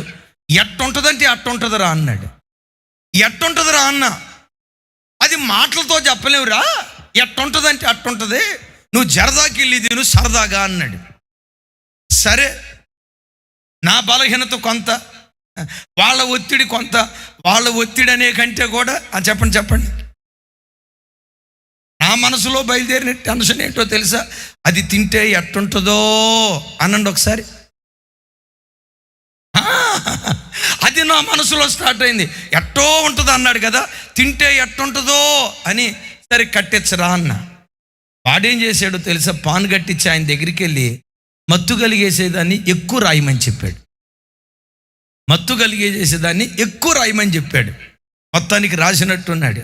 ఆడు పొట్లో నాకు ఇచ్చి, సరేరా ఇది రూమ్కి వెళ్ళి తిను, అయితే హెచ్చరిక, మార్గ మధ్యలో తినొద్దు, మార్గ మధ్యలో తింటే ఇబ్బంది అయిపోద్ది, రూమ్కి వెళ్ళిన తర్వాత తినరా అన్నాడు. అక్కడి నుంచి మా రూమ్కి వెళ్ళటానికి ఒక 1/2 కిలోమీటర్ దూరం ఉంది. ఆడి జేబులో వేసింది మొదలుకొని నడుచుకుంటా వెళ్తున్నా కానీ ఇది తినాలి, తింటే ఎట్టుంటుందో అసలు లోపట ఆరాటం అండి. అసలు ఎట్టుంటుందో ఆడు చెప్పిన మాట గుర్తు వస్తుంది. అమ్మో, రోడ్డు మధ్య తినొద్దు అన్నాడుగా, రూమ్కి వెళ్ళిన తర్వాత తినమన్నాడు కదా, ఏదేమైనా తినకూడదని చెప్పి ప్రాణం ఒగ్గబట్టా. సగం దూరం వెళ్ళిన తర్వాత తింటే ఎట్టుంటుందో, ఏదైతే అయింది తినాల్సిందేనని చెప్పి పొట్లం బయటికి తీసి ఉప్పదీసి నోట్లో వేసుకొని మేక నవిలినట్లుగా 1/2 నిమిషం నవిలేనండి. నవిలిందే గుర్తు, ఆ తర్వాత ఏమైందో తెలియదు. నా వైపు చూడండి, ఆ తర్వాత ఏమైందో తెలియదు. ఏమైందో చెప్పమంటారా? దారి కనపడుతుంది, అది మసకగా కనపడుతుంది. తాగినోడు ఎందుకు తోలుతాడో చెప్తాను, ఇక్కడేనండి. కాలు నేల మీద వేస్తున్నా, కానీ నేల మీద వేసినట్టుగా అనిపించట్లా, భూమికి ఆకాశానికి మధ్యలో వేలాడుతున్నట్టు ఉంటుంది. బలవంతంగా కాలు వేస్తున్నా వేసినట్టు అనిపించట్లా. ఇక చూడండి, తోల్తా ఏ బస్సు వచ్చి గుద్దిద్దో, ఏ లారీ వచ్చి గుద్దిద్దో, కాస్త స్పృహతో ఇక రోడ్డు మీద ఉంటే అన్యాయం అయిపోద్దరా అని చెప్పి ఆ పక్కమటే గోడ ఉంటే ఆ గోడను పట్టుకొని మెల్లిగా ముసలాయన నడిచినట్టు నడుస్తున్నా. నేను మనసులో అనుకుంటున్నా, ఏమనుకుంటున్నాను తెలుసా? జరదా తింటే ఎట్టుంటుందో తెలుసా అన్నాడు. ఎట్టుంటుందో అంటే ఎట్టుందేంటి నాకు అర్థం కాల. ఎట్టుంటుందో తెలుసా అన్నాడు. ఎట్టుందేంటి నాకు అర్థం కాల. ఆ గోడ పట్టుకొని మెల్లిగా వెళ్తా ఉంటే అప్పుడే మా ఇంటి ఓనర్ గారు సాంబయ్య గారు ఎదురుపడ్డారు. అబ్బాయ్, ఏం ముసలోడు నడిచినట్టు నడుస్తున్నావు, గోడ పట్టుకొని నడుస్తున్నావేంటి అన్నాడు. నేను అన్నా, ఎండ దెబ్బ తగిలిందిలే సాంబయ్య గారు అన్నా. ఆయన ఏమన్నాడు తెలుసా? అబద్ధాలు చెప్తే అతికినట్టు ఉండాలా, నీకు చలికాలం ఎండ దెబ్బ తగిలింది అన్నాడు. విన్నారా? అది జనవరి 1వ తారీఖు. చలికాలం నీకు ఎండ దెబ్బ ఎట్లా తగిలింది అన్నాడు. నేనేమో ఎట్టుంటుందో అనుకున్నా, కళ్ళు కనపట్ల, పైర్లు గమ్ముతున్నాయి, మొత్తం తోలుతున్నట్టు అయిపోయింది. మరి ఎట్టుంటుందో అన్నాడు. ఎట్టుందేంట్రా అని చెప్పి మొత్తానికి ఓపిక తెచ్చుకొని రూమ్కి వెళ్ళి వాష్రూమ్కి వెళ్ళి మొత్తం కక్కేసానండి. కక్కిన తర్వాత సాప మీద బొండుకున్నా. ఇది చెప్తాను తెలుసా? సాప మీద బొండుకున్నట్టు లేదు, మధ్యాకాశంలో అల్లాడుతున్నట్టుంది. ఎట్టుంటుందో అన్నాడు. ఎట్టుందా? ఆ రోజు నుండి దైవజనమా, పాపం మనుషులను భ్రమపరుస్తుంది. ఏదో ఆనందం ఇస్తున్నట్లుగా, ఏదో సంతోషం ఇస్తున్నట్లుగా, ఏదో నెమ్మది ఇస్తున్నట్లుగా. ఓ మాట చెప్పమంటారా? మానవాళికి ఈ భూమి మీద నిజమైన సంతోషం యేసుక్రీస్తు వారిలో మాత్రమే దొరుకుతుంది. నిజమైన ఆనందం, నిజమైన నెమ్మది, నిజమైన మనశ్శాంతి నా ప్రభు అయిన యేసుక్రీస్తు దగ్గరే దొరుకుతుంది. ఒకసారి చూడండి, మీలో ఎవరైనా పాపం అనే శత్రువు చేతిలో బందీగా ఉన్నారా? ఈ రాత్రి మీలో ఎవరైనా త్రాగుడు అనే శత్రువు చేతిలో, వ్యభిచారం అనే శత్రువు చేతిలో, అక్రమ సంబంధాలు అనే శత్రువు చేతిలో, మాదక ద్రవ్యాలు అనే శత్రువు చేతిలో, ఏ శత్రువు చేతిలో నువ్వు బంధించబడ్డా, యేసయ్యా ఈ రాత్రి నన్ను విడిపించవని గుండె లోతుల్లో నుంచి నువ్వు ప్రార్థన చేస్తే, పొట్టేలుగా పిలువబడుతున్న యేసుక్రీస్తు వారు శత్రువుతో తన కొమ్ములతో పోరాడి శత్రువు చేతిలో నుంచి నా దేవుడు నిన్ను విడిపించును గాక. గట్టిగా చెప్దాం ఆమేన్.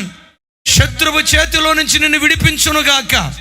ఒకసారి చూడండి, పాపం చేతిలో నుంచి మానవాళిని విడిపించే దేవుడు ప్రపంచంలో ఎవరైనా ఉన్నారంటే ఒకే ఒక్క వ్యక్తి, ఆయనే ఈ రాత్రి నేను ప్రకటించే నజరేయుడైన యేసుక్రీస్తు ప్రభువారు. యేసుక్రీస్తే పాపిని పవిత్రుడిగా మార్చగలడా? ఎస్. ఎందుకో తెలుసా? యేసుక్రీస్తు పాపం లేని పవిత్రుడైనటువంటి దేవుడు. ఓ గుడ్డివాడికి కళ్ళున్నవాడే దారి చూపించగలడు, ఓ గుడ్డివాడికి ఇంకో గుడ్డి ఆయన దారి చూపించలేడు. నేనంట, ఓ గుడ్డివానికి కళ్ళు స్పష్టంగా కనపడేవాడే దారి చూపించగలుగుతాడు. గుడ్డి ఆయన వచ్చి, ఒరే అబ్బాయి నేను కూడా నీకు దారి చూపిస్తాను రాని గుడ్డాయిని ఇంకో గుడ్డాయిని పిలిచాడు అనుకోండి, యేసు ప్రభు వారు అంటారు కదా, గుడ్డాయిని ఇద్దరు కలిసి ఎక్కడ పడతారు ఏమండి? సింహాసనం మీద. ఎక్కడ? గుడ్డాయినా కలిస్తే గుంటలో పడతారు. నా ప్రభు బిడ్డలారా, మానవాళి పాపాన్ని తీసివేయగలిగిన ఏకైక దేవుడు ప్రభు అయిన యేసుక్రీస్తు వారు. ఎందుకో తెలుసా? ఆయనలో ఏ పాపము లేదు గనుక. ప్రభా నేను పాపిని, నువ్వు పశ్చాత్తాపడితే తన కొమ్ములతో పోరాడి శత్రువు చేతుల్లో నుంచి నిన్ను విడిపించడం ప్రారంభిస్తాడు.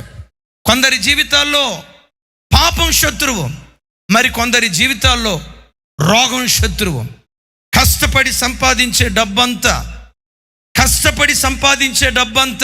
వింటున్నారా?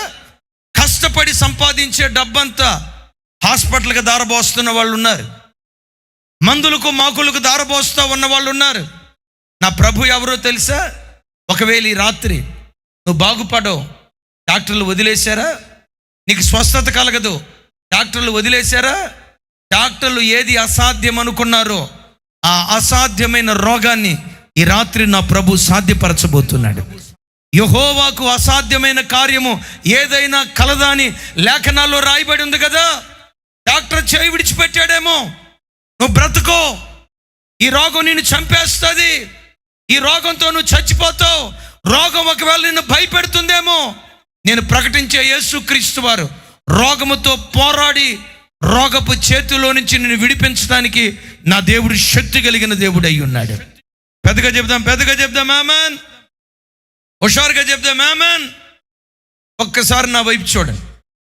మీ ఎదుట నిలవబడిన నేను 3వ తరగతి చదివే రోజుల్లో సరిగ్గా ఇదే మే మాసంలో నాకు భయంకరమైన జ్వరం వచ్చింది.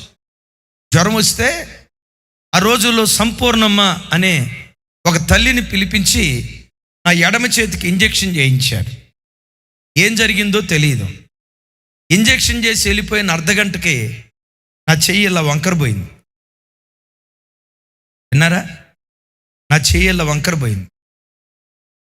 2 సంవత్సరాల పాటు మంగళగిరి, విజయవాడ, గుంటూరు ఎన్ని హాస్పిటల్ ఉన్నాయో అన్ని హాస్పిటల్ చుట్టూతో నా చిన్నతనంలో నన్ను తీసుకుని వెళ్ళి పిండి కట్లే కట్టించారా, పసర కట్లే కట్టించారా, ఎన్ని కార్యక్రమాలు చేయాలో అన్ని కార్యక్రమాలు చేశారు. మంగళగిరిలో భారతదేవి అనే హాస్పిటల్లో కొన్ని నెలల పాటు వైద్యం చేశారు. చివరికి ఆ డాక్టర్ గారి చేతులెత్తి, మేమేమీ చేయలేమయ్యా, ఓ పని చేయండి, బాబు చేతికి ఒక రబ్బర్ బంతి ఇవ్వండి, ఎప్పుడు ఇలా అనమానండి, ఒకవేళ చెయ్యి రావచ్చేమో.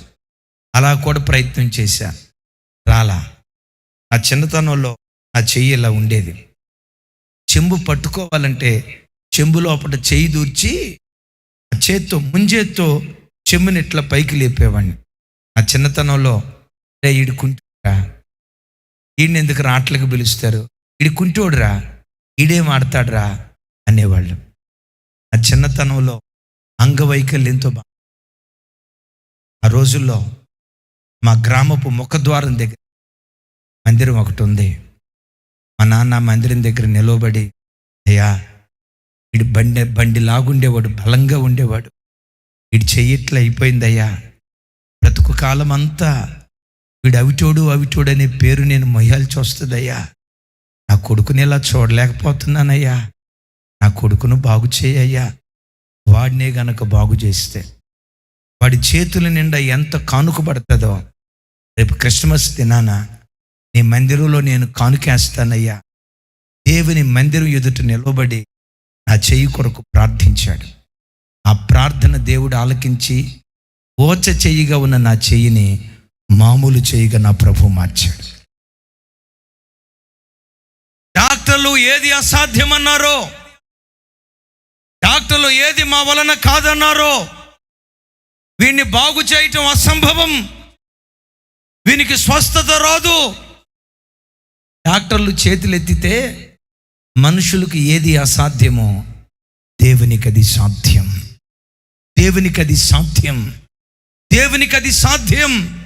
ఈ రాత్రి వాక్యం వింటున్న దైవజనమా, మరణకరమైన వ్యాధితో వచ్చారా, క్యాన్సర్ వ్యాధితో వచ్చారా, కడుపులో క్యాన్సర్ గడ్డలు పట్టుకొని దేవుని సన్నిధికి వచ్చారా, నజరేయుడైన యేసు నామం పేరిట ఆయన నామ మహిమ కొరకై ఈ రాత్రి ఆ గడ్డలు కరిగిపోవునట్లుగా వచ్చేటప్పుడు వ్యాధితో వచ్చావేమో, తిరిగి వెళ్ళేటప్పుడు లేడి పిల్లలాగా గంతులు వేస్తూ చక్కటి ఆరోగ్యం కృపగల దేవుడు తన మహిమ కొరకు నీకు అనుగ్రహించునుగాక.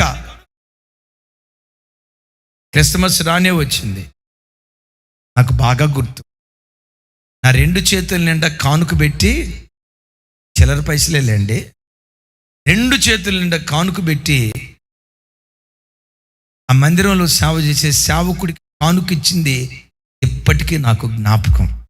ఇప్పుడు చెప్పమంటారా, నా యేసయ్య కోరుకుంది నా చేతిలో ఉన్న కానుక కాదు, ఆయన నన్నే కానుకగా కోరుకున్నాడు.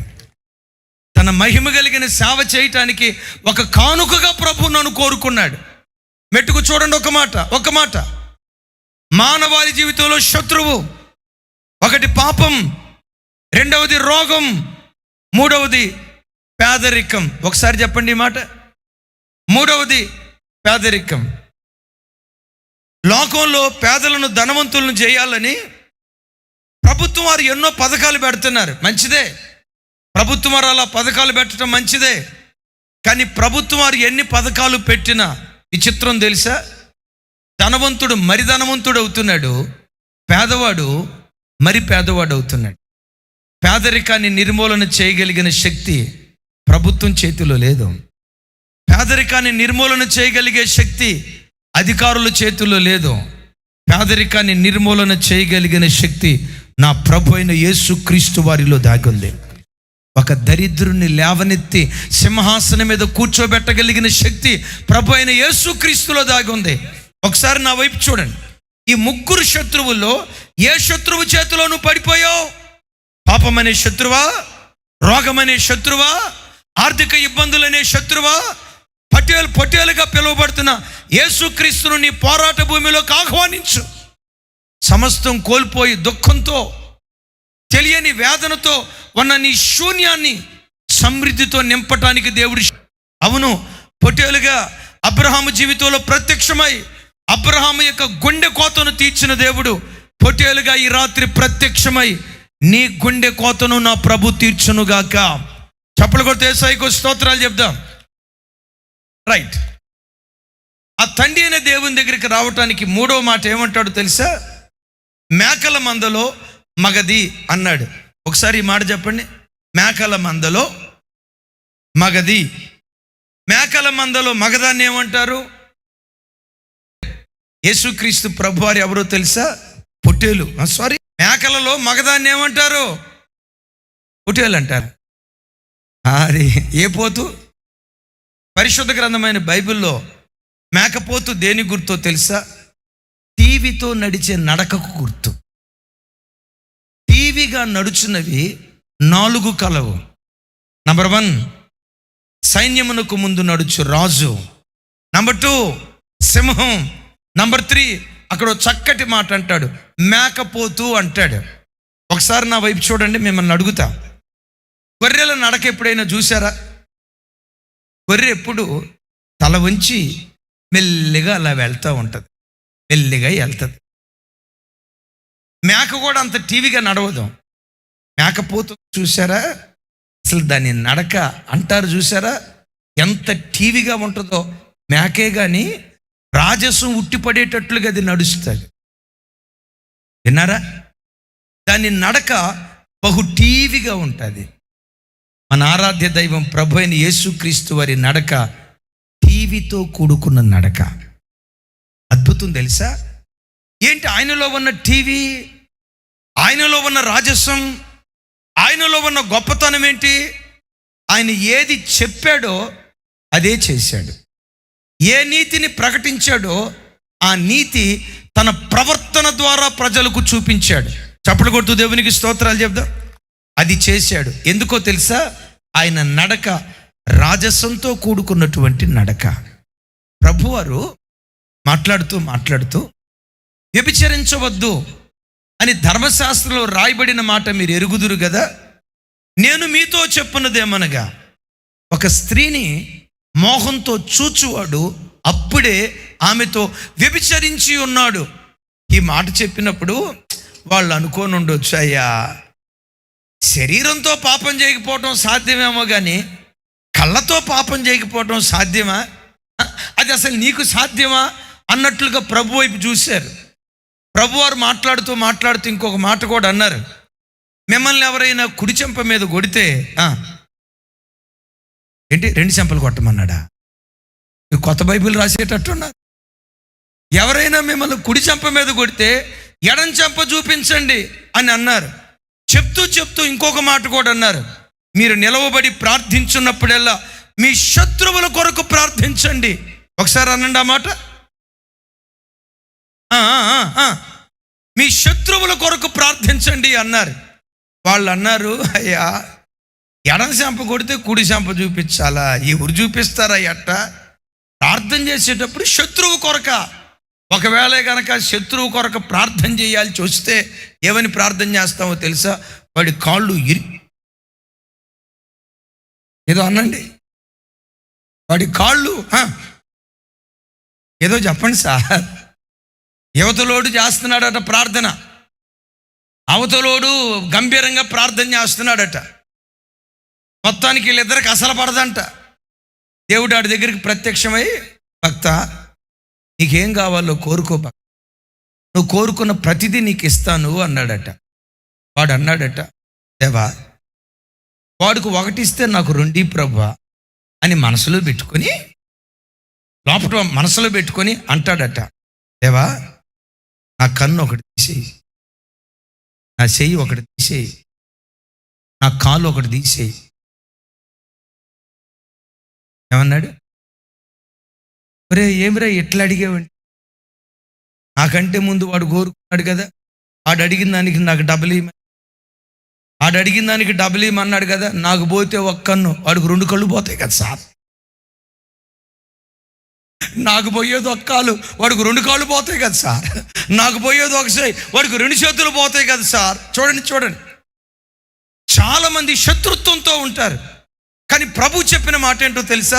మీరు నిలవబడి ప్రార్థించినప్పుడల్లా మీ శత్రువు కొరకు ప్రార్థించండి. చాలామంది చెప్పిన దాని ప్రకారం చేయలా. యేసుక్రీస్తు వారిని సిలువమ్రానుకు అప్పగిస్తే సిలువమ్రాను మీద వేలాడుతూ నా ప్రభు ఎవరి కొరకు ప్రార్థించాడో తెలుసా? తన ప్రాణం తీయటానికి గాయాలు రేపిన శత్రువుల వైపు చూసి, తండ్రి వీరేమి చేయుచున్నారో వీరెరుగరు గనుక వీరిని క్షమించుడు అని శత్రువుల క్షేమం కొరకు ప్రభు వారు ప్రార్థన చేశాడు. అప్పుడు ఆయన బోధ విన్న ప్రజలంతా సిలువమ్రాను మీద యేసు ప్రభు ఆ మాట అంటే, యేసయ్య బోధ విన్న ప్రజలంతా ఏమన్నారు తెలుసా?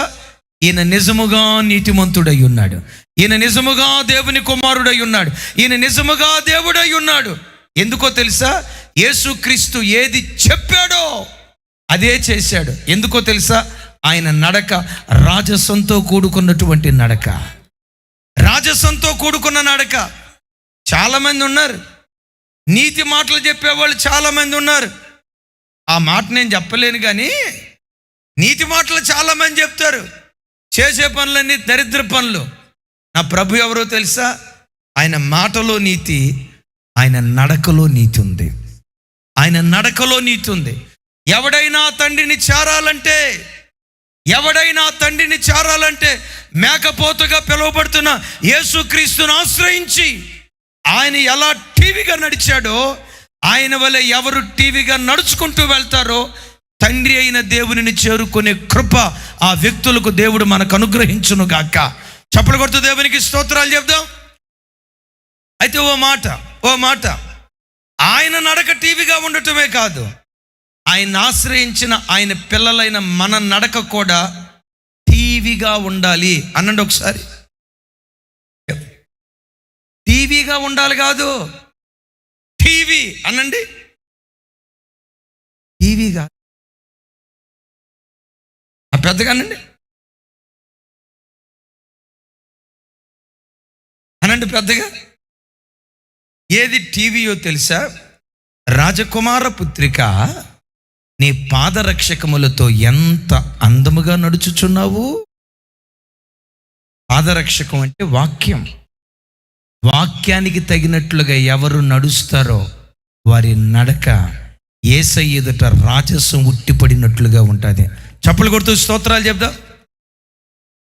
బిడ్డలారా, ఒక విలువైన మాట చెప్తాను, నా వైపు చూడండి. చాలాసార్లు మన జీవితంలో వాక్యం వింటాం, విన్నదాని ప్రకారం బ్రతకలేం. కొన్నిసార్లు మాలాంటి బోధకులు బోధిస్తారు, బోధ ప్రకారం బ్రతుకుండదు. ప్రకటిస్తారు, కొన్ని సందర్భాల్లో ప్రకటించిన దాని ప్రకారం ప్రవర్తన ఉండదు. అయితే నేనంటా, ఏ వాక్యమైతే నువ్వు విన్నావో వాక్యాన్ని నీ పాదములకు దీపంగా, నీ త్రోవకు వెలుగుగా చేసుకొని వాక్యపు జాడల్లో నువ్వు నడిస్తే నీ నడక టీవీతో కూడుకున్నటువంటి నడక. హల్లెలూయా. మీరు ఎట చూస్తున్నారంటే, చాలామంది వాక్యం వింటారు కానీ వాక్య ప్రకారంగా బ్రతకరు అని అంటే, ఏంటయ్య గారు మమ్మల్ని పట్టుకొని అంతలో మాట అన్నారు, మేము వాక్య ప్రకారం బ్రతుకుతామండి అని అంటారా? మంచిదే, బ్రతకాల. కానీ బ్రతుకుతున్నామో లేదో ఒక చిన్న టెస్ట్ పెడతా. ఒకసారి నా వైపు చూడండి. కుడి చెంప కొడితే ఎడం చెంప చూపించు అని బైబిల్లో రాయబడిన మాట ఎంతమందికి తెలుసు? తెలిసిన వాళ్ళు అందరూ చేతులు పైకెత్తండి అని అడగను, అందరూ చేతులు పైకెత్తుతారు. ఎందుకు? అది సండే స్కూల్ నుంచి మనం విన్నటువంటి మాట. రైట్, అందరూ చేతులు ఎత్తారు కదా. అమ్మ తల్లులు వినండిరా, ఎప్పుడైనా మీ భర్త కుడి చెంప మీద పెట్టమని కొడితే, అయ్యా కుడి చెంపే కొట్టేవేంటయ్యా, ఎడం చెంప కూడా కొట్టయ్యా అని రెండో చెంప చూపించిన స్త్రీమూర్తులు ఎవరైనా ఉంటే ఒకసారి చేతులు పైకెత్తండి. పూలదండేసి ఫోటో తీసి ఖర్చు అంతా భరించి నేను రేపు పేపర్లో వేపిస్తా. ఇందాకేమో ఈ వాక్యం ఎవరికి తెలుసు అంటే అందరూ చేతులు పైకెత్తారు. మరలా అడుగుతా, కుడి చెంప మీద భర్త ఎప్పుడైనా కొడితే రెండో చెంప కూడా కొట్టయ్యా అని రెండో చెంప చూపించిన వాళ్ళు ఎవరైనా ఉంటే చేతులు ఎత్తండి. ఇంతకీ వాక్యం తెలుసా తెలీదా? అందుకనే బైబిల్లో ఒక మాట రాసింది, వారు వినుట మట్టుకు విందురు కానీ. చూసారా, ఇక్కడే తప్పిపోయాం. మా బెదర్స్ ఎట్లున్నారో తెలుసా? అట్ట చెప్పాలి అయ్యగారు, అసలు నేను చిన్న సత్యపాలన వాడే మగోడు, అంత పెద్ద మాట అన్నావేంటన్నా, తప్పు కదా.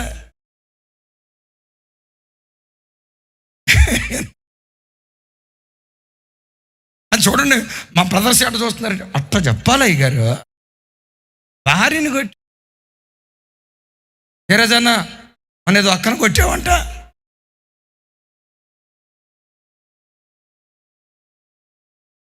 ఏ వాక్యం అయితే వింటున్నావో వాక్యానుసారంగా నడిచే నడక అది టీవీతో కూడుకున్న నడక. అందుకని అంటాడు, రాజకుమార పుత్రిక నీ పాదరక్షకములతో ఎంత అందముగా నడుచుచున్నావు. నా ప్రభు బిడ్డలారా, నీకు రెండు కాళ్ళు లేకపోయినా పర్వాలేదు, నీ నడక వంకరదైనా పర్వాలా, వాక్యానుసారంగా నడు. అది టీవీతో కూడుకున్న నడక. ఆ టీవీతో కూడుకున్న నడక నేను పరలోక రాజ్యంలో నిలవబెట్టును గాక. కొంచెం పెద్దగా చెప్దాం ఆమేన్, కొంచెం పెద్దగా చెప్దాం ఆమేన్, కొంచెం పెద్దగా చెప్దాం ఆమేన్. ఒకసారి మా చర్చిలో జరిగిన సంగతి చెప్తాను. సుమారుగా 15 సంవత్సరాల క్రితం, ఇంకొంచెం బ్యాక్, చర్చిలో పనిచేయటానికి అప్పటికి మాకు సొంత చర్చి లేదు. ఒక గవర్నమెంట్ స్థలంలో ఆరాధన చేసుకుంటున్నాం. ఆ ఆరాధన చేసే స్థలంలో పరిచర్య చేయటానికి శనివారం 4 పిల్లలు వచ్చారు. ఆ 4 పిల్లల్ని పిలిచి నేను సరదాగా ఒక మాట అన్నా, రే చిన్న, దేవుడే గనక మీకు తలో ₹1,00,000 ఇస్తే ఏం చేస్తారా అన్న. ఇది దరిదాపుగా 20 సంవత్సరాల క్రితం జరిగిన మాట. ఏమన్నాను చెప్పండి? తలో ₹1,00,000 ఇస్తే ఏం చేస్తారా అన్న. 1,00,000 అంటంతో ఒక్కొక్క కప్ప తెరిచినట్టు తెరిచాడు నోరు. అన్నా 1,00,000, మొదటోడికి నత్తి, రే 1,00,000, అవునురా 1,00,000 అన్నాను. అంటాడు, దేవుడే గనక నాకు 1,00,000 ఇస్తే బిస్తెత్తులు శాస్త్రెత్తులు తొలుతుంటానన్నా అన్నాడు. రే తిరిగిపోతాడా, ₹1,00,000. ఆడు చూడండి, ఆడు చెప్పిన మాట, నాకే కనుక ₹1,00,000 ఇస్తే బిస్తెత్తులు శాస్త్రెత్తులు తొలుతుంటానన్నా అన్నాడు. మరి కడుపాత్ర పోడా, ₹1,00,000 ఎట్లా తింటావురా అంటే ఏమన్నాడు తెలుసా? మా దాది కొనిపెట్టలేదన్నా అన్నాడు. అరే కొనిపెట్టకపోయాడు, ₹1,00,000 కొనుక్కుంటావురా అంటే అంతే అన్నట్టు అన్నాడు. నాకు ఆడు చూసి తిండిపోతాడని అర్థమైంది. రెండో వాడిని అడిగా, ఒరే దేవుడు నీకు 1,00,000 ఇస్తే ఏం చేస్తావురా అన్న. రెండో వాడు ఏమన్నాడు తెలుసా? దేవుడే కనుక నాకు 1,00,000 ఇస్తే వాడు ఎట్లా ఊగుతా, టీషర్టు జీన్ ప్యాంటు కొనుక్కుంటానని ఊగు, టీషర్టు జీన్ ప్యాంటు కొనుక్కున్నానని ఊగుతున్నాడు. వీడు బట్టలు పిచ్చోడని అర్థమైంది. చోకులు రాయుడు. వయసు చూస్తే 7-8 అంతే. 7-8 సంవత్సరాల వయసులో అంటాడు, దేవుడే కనుక నాకు 1,00,000 ఇస్తే జీన్ ప్యాంటు టీషర్టు కొనుక్కుంటానన్నా అన్నాడు. నాకు తతిమ ఇద్దరిని అడగబుద్ధి కాల. వీళ్ళిద్దరిని అడిగిన తర్వాత ఫీజులు ఎగిరిపోయినాయి నాకు. మూడోవాడు నా వైపు చూసి నన్ను అడగరా అన్నాడు. మరి నీకెందుకు అన్యాయం చేస్తారా నాయన, నిన్ను కూడా అడుగుతానని, నీకు 1,00,000 ఇస్తే ఏం చేస్తావురా అన్న.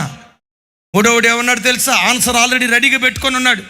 దేవుడే గనక నాకు లక్షిస్తే అన్నయ్య వడ్డీ వ్యాపారం స్టార్ట్ చేస్తాను అన్నయ్య, 10 రూపాయలు ఇంట్రెస్ట్కి ఇస్తాను అన్నయ్య, 1,00,000 రూపాయలు 10 రూపాయలు ఇంట్రెస్ట్కి ఇస్తే సంవత్సరం గడిచేసరికి ఆ 1,00,000 రూపాయలు 2,20,000 అవుతాయన్న.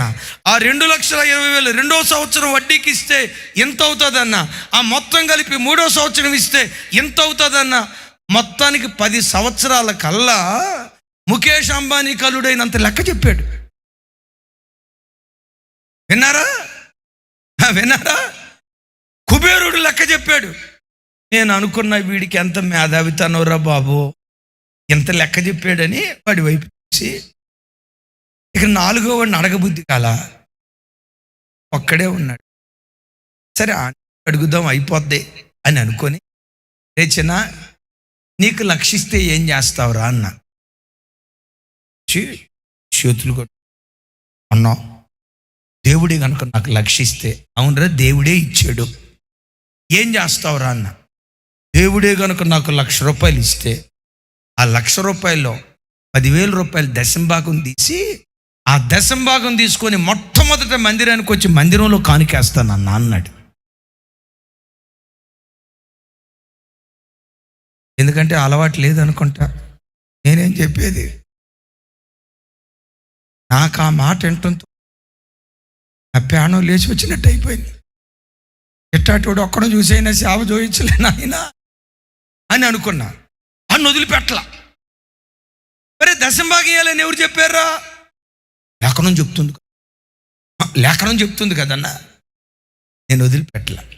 సరే దశంభాగం ఇచ్చిన తర్వాత 90,000 ఉంటాయి కదా, 90,000 ఏం చేస్తావురా అన్న. ఎవరున్నాడు తెలుసా? ఆ 90,000 5,000 రూపాయలు పెట్టి మన చర్చి కాంగో కొంటాను, కాంగో ఇచ్చిన తర్వాత 85,000 రూపాయలు మా ఇంటికి తీసుకొని పోతాను అన్న అన్నాడు.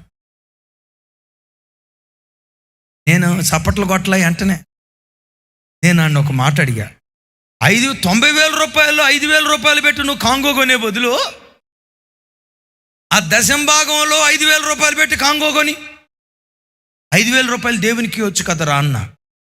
ఏమన్నాడు తెలుసా? దశంభాగం దేవుని సొమ్ము కదా, అది మేము ముట్టుకోకూడదు కదా, అది దేవుని ధన అన్నారా. 9 సంవత్సరాల పిల్లోడు ప్రసంగాలు చేసే నాకు ప్రసంగం చేస్తున్నాడు.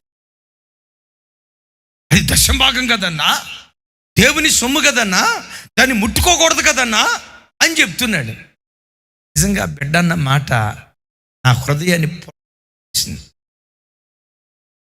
పెద్దోళ్ళు అయ్యారు. 4 పెద్దోళ్ళు. 4వ దేవుని కృప ఈరోజు నెలకొచ్చి 2,50,000 రూపాయలు సంపాదించే స్థితిమంతుడయ్యాడు. నెలకొచ్చి కొన్ని వేల రూపాయలు దశంభాగం ఇస్తాడు. ఇంత చిన్న వయసులో ఈ బిడ్డను దేవుడు ఎందుకు ఇంత ఆశీర్వదించాడు నాకు ఆలోచిస్తే అర్థమయ్యేది ఏంటో తెలుసా? పసి హృదయం దేవుని వాక్యం నెరవేర్చాలని, దేవుని వాక్యానుసారంగా బ్రతకాలని, దేవుని కొరకు, దేవుని మందిరం కొరకు ఆ పసి హృదయం తహతహలాడిందే. ఆ పసి హృదయం దేవుని కొరకు తహతహలాడిన విధానాన్ని దేవుడు చూసి ఈరోజు మా సంఘంలో ఆ బిడ్డను ఒక తలమానికగా దేవుడు నిలవబెట్టాడు. చప్పలు కొడుతూ ప్రభు వారికి స్తోత్రాలు చెప్తారు. 4 దీవించబడ్డారు, కానీ 3వ ఉన్నాడు చూసారా, ఆడు దేవుని కృపను బట్టి 10వ తరగతి దాట్లా.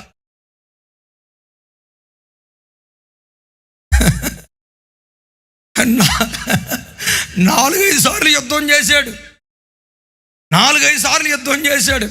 ఇక మన వల్ల కాదులే అని ఫెవిలియన్కి వెళ్ళిపోయాడు మావాడు. 4-5 సార్లు యుద్ధం చేశాడు. విచిత్రం తెలుసా? తప్పటం ఏ సబ్జెక్టు చెప్పండి.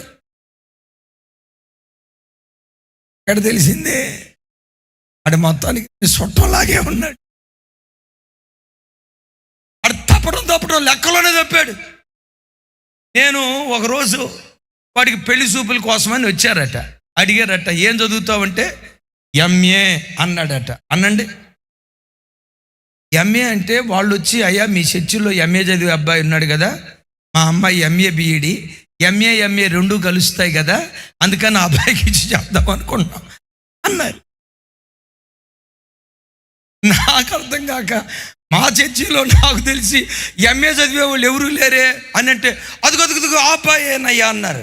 వాడు అమరావతి అపురూప శిల్పం అని పిలిచా, రే ఎక్కడరా ఎంఏ అంట అని అంటాడు. అన్నా నాది ఎంఏనన్నా, నా ఎంఏ ఏంటో ఆల్రెడీ నేను చేసుకోబోయే అమ్మాయికి చెప్పేలేనా, ఆ అమ్మాయికి తెలుసులే అన్నాడు. అరే నాకు తెలియకుండా ఎంఏ ఎక్కడ చదివేవురా అంటే రాజశేఖరయ్య గారు చెప్పలేదా, ఆ ఎంఏ అన్నాడు. రాజశేఖరయ్య గారు ఏ ఎంఏ చెప్పాడు రా అన్న. ఎం అంటే మళ్ళీ, ఏ అంటే అదే, ఎంఏ అంటే మళ్ళీ అదే.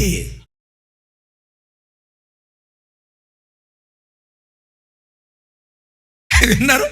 మళ్ళీ అదే ఏదిరా అన్న, మళ్ళీ 10వ తరగతి వాడి ఎంఏ అది. అయినా ఆ బిడ్డను కూడా దేవుడు కనికరించాడు. మెట్టుకు దైవజనమా, ఏ వాక్యం మీ దగ్గరకు వచ్చిందో, ఏ వాక్యం ద్వారా దేవుడు మీతో మాట్లాడాడో, ఏ వాక్యం ద్వారా దేవుడు ఇలా బ్రతకమని మీతో మాట్లాడటం ప్రారంభించారో, ఆ వాక్య ప్రకారంగా నువ్వు నడిస్తే ఆ నడక టీవీతో కూడుకున్నటువంటి నడక. ఆ నడక వెళుతూ వెళుతూ ఆ మార్గం నిన్ను ఎక్కడికి తీసుకెళ్ళిద్దో తెలుసా? పరలోక రాజ్యానికి నేను తీసుకుని వెళ్ళటం ప్రారంభించును కాక. చప్పలు కొట్టు దేవునికి స్తోత్రాలు చేద్దాం. కొంచెం గట్టిగా. ఎస్, ఆ టీవీతో కూడుకున్న నడిచిన వాడే ప్రభు అయిన యేసుక్రీస్తు వారు.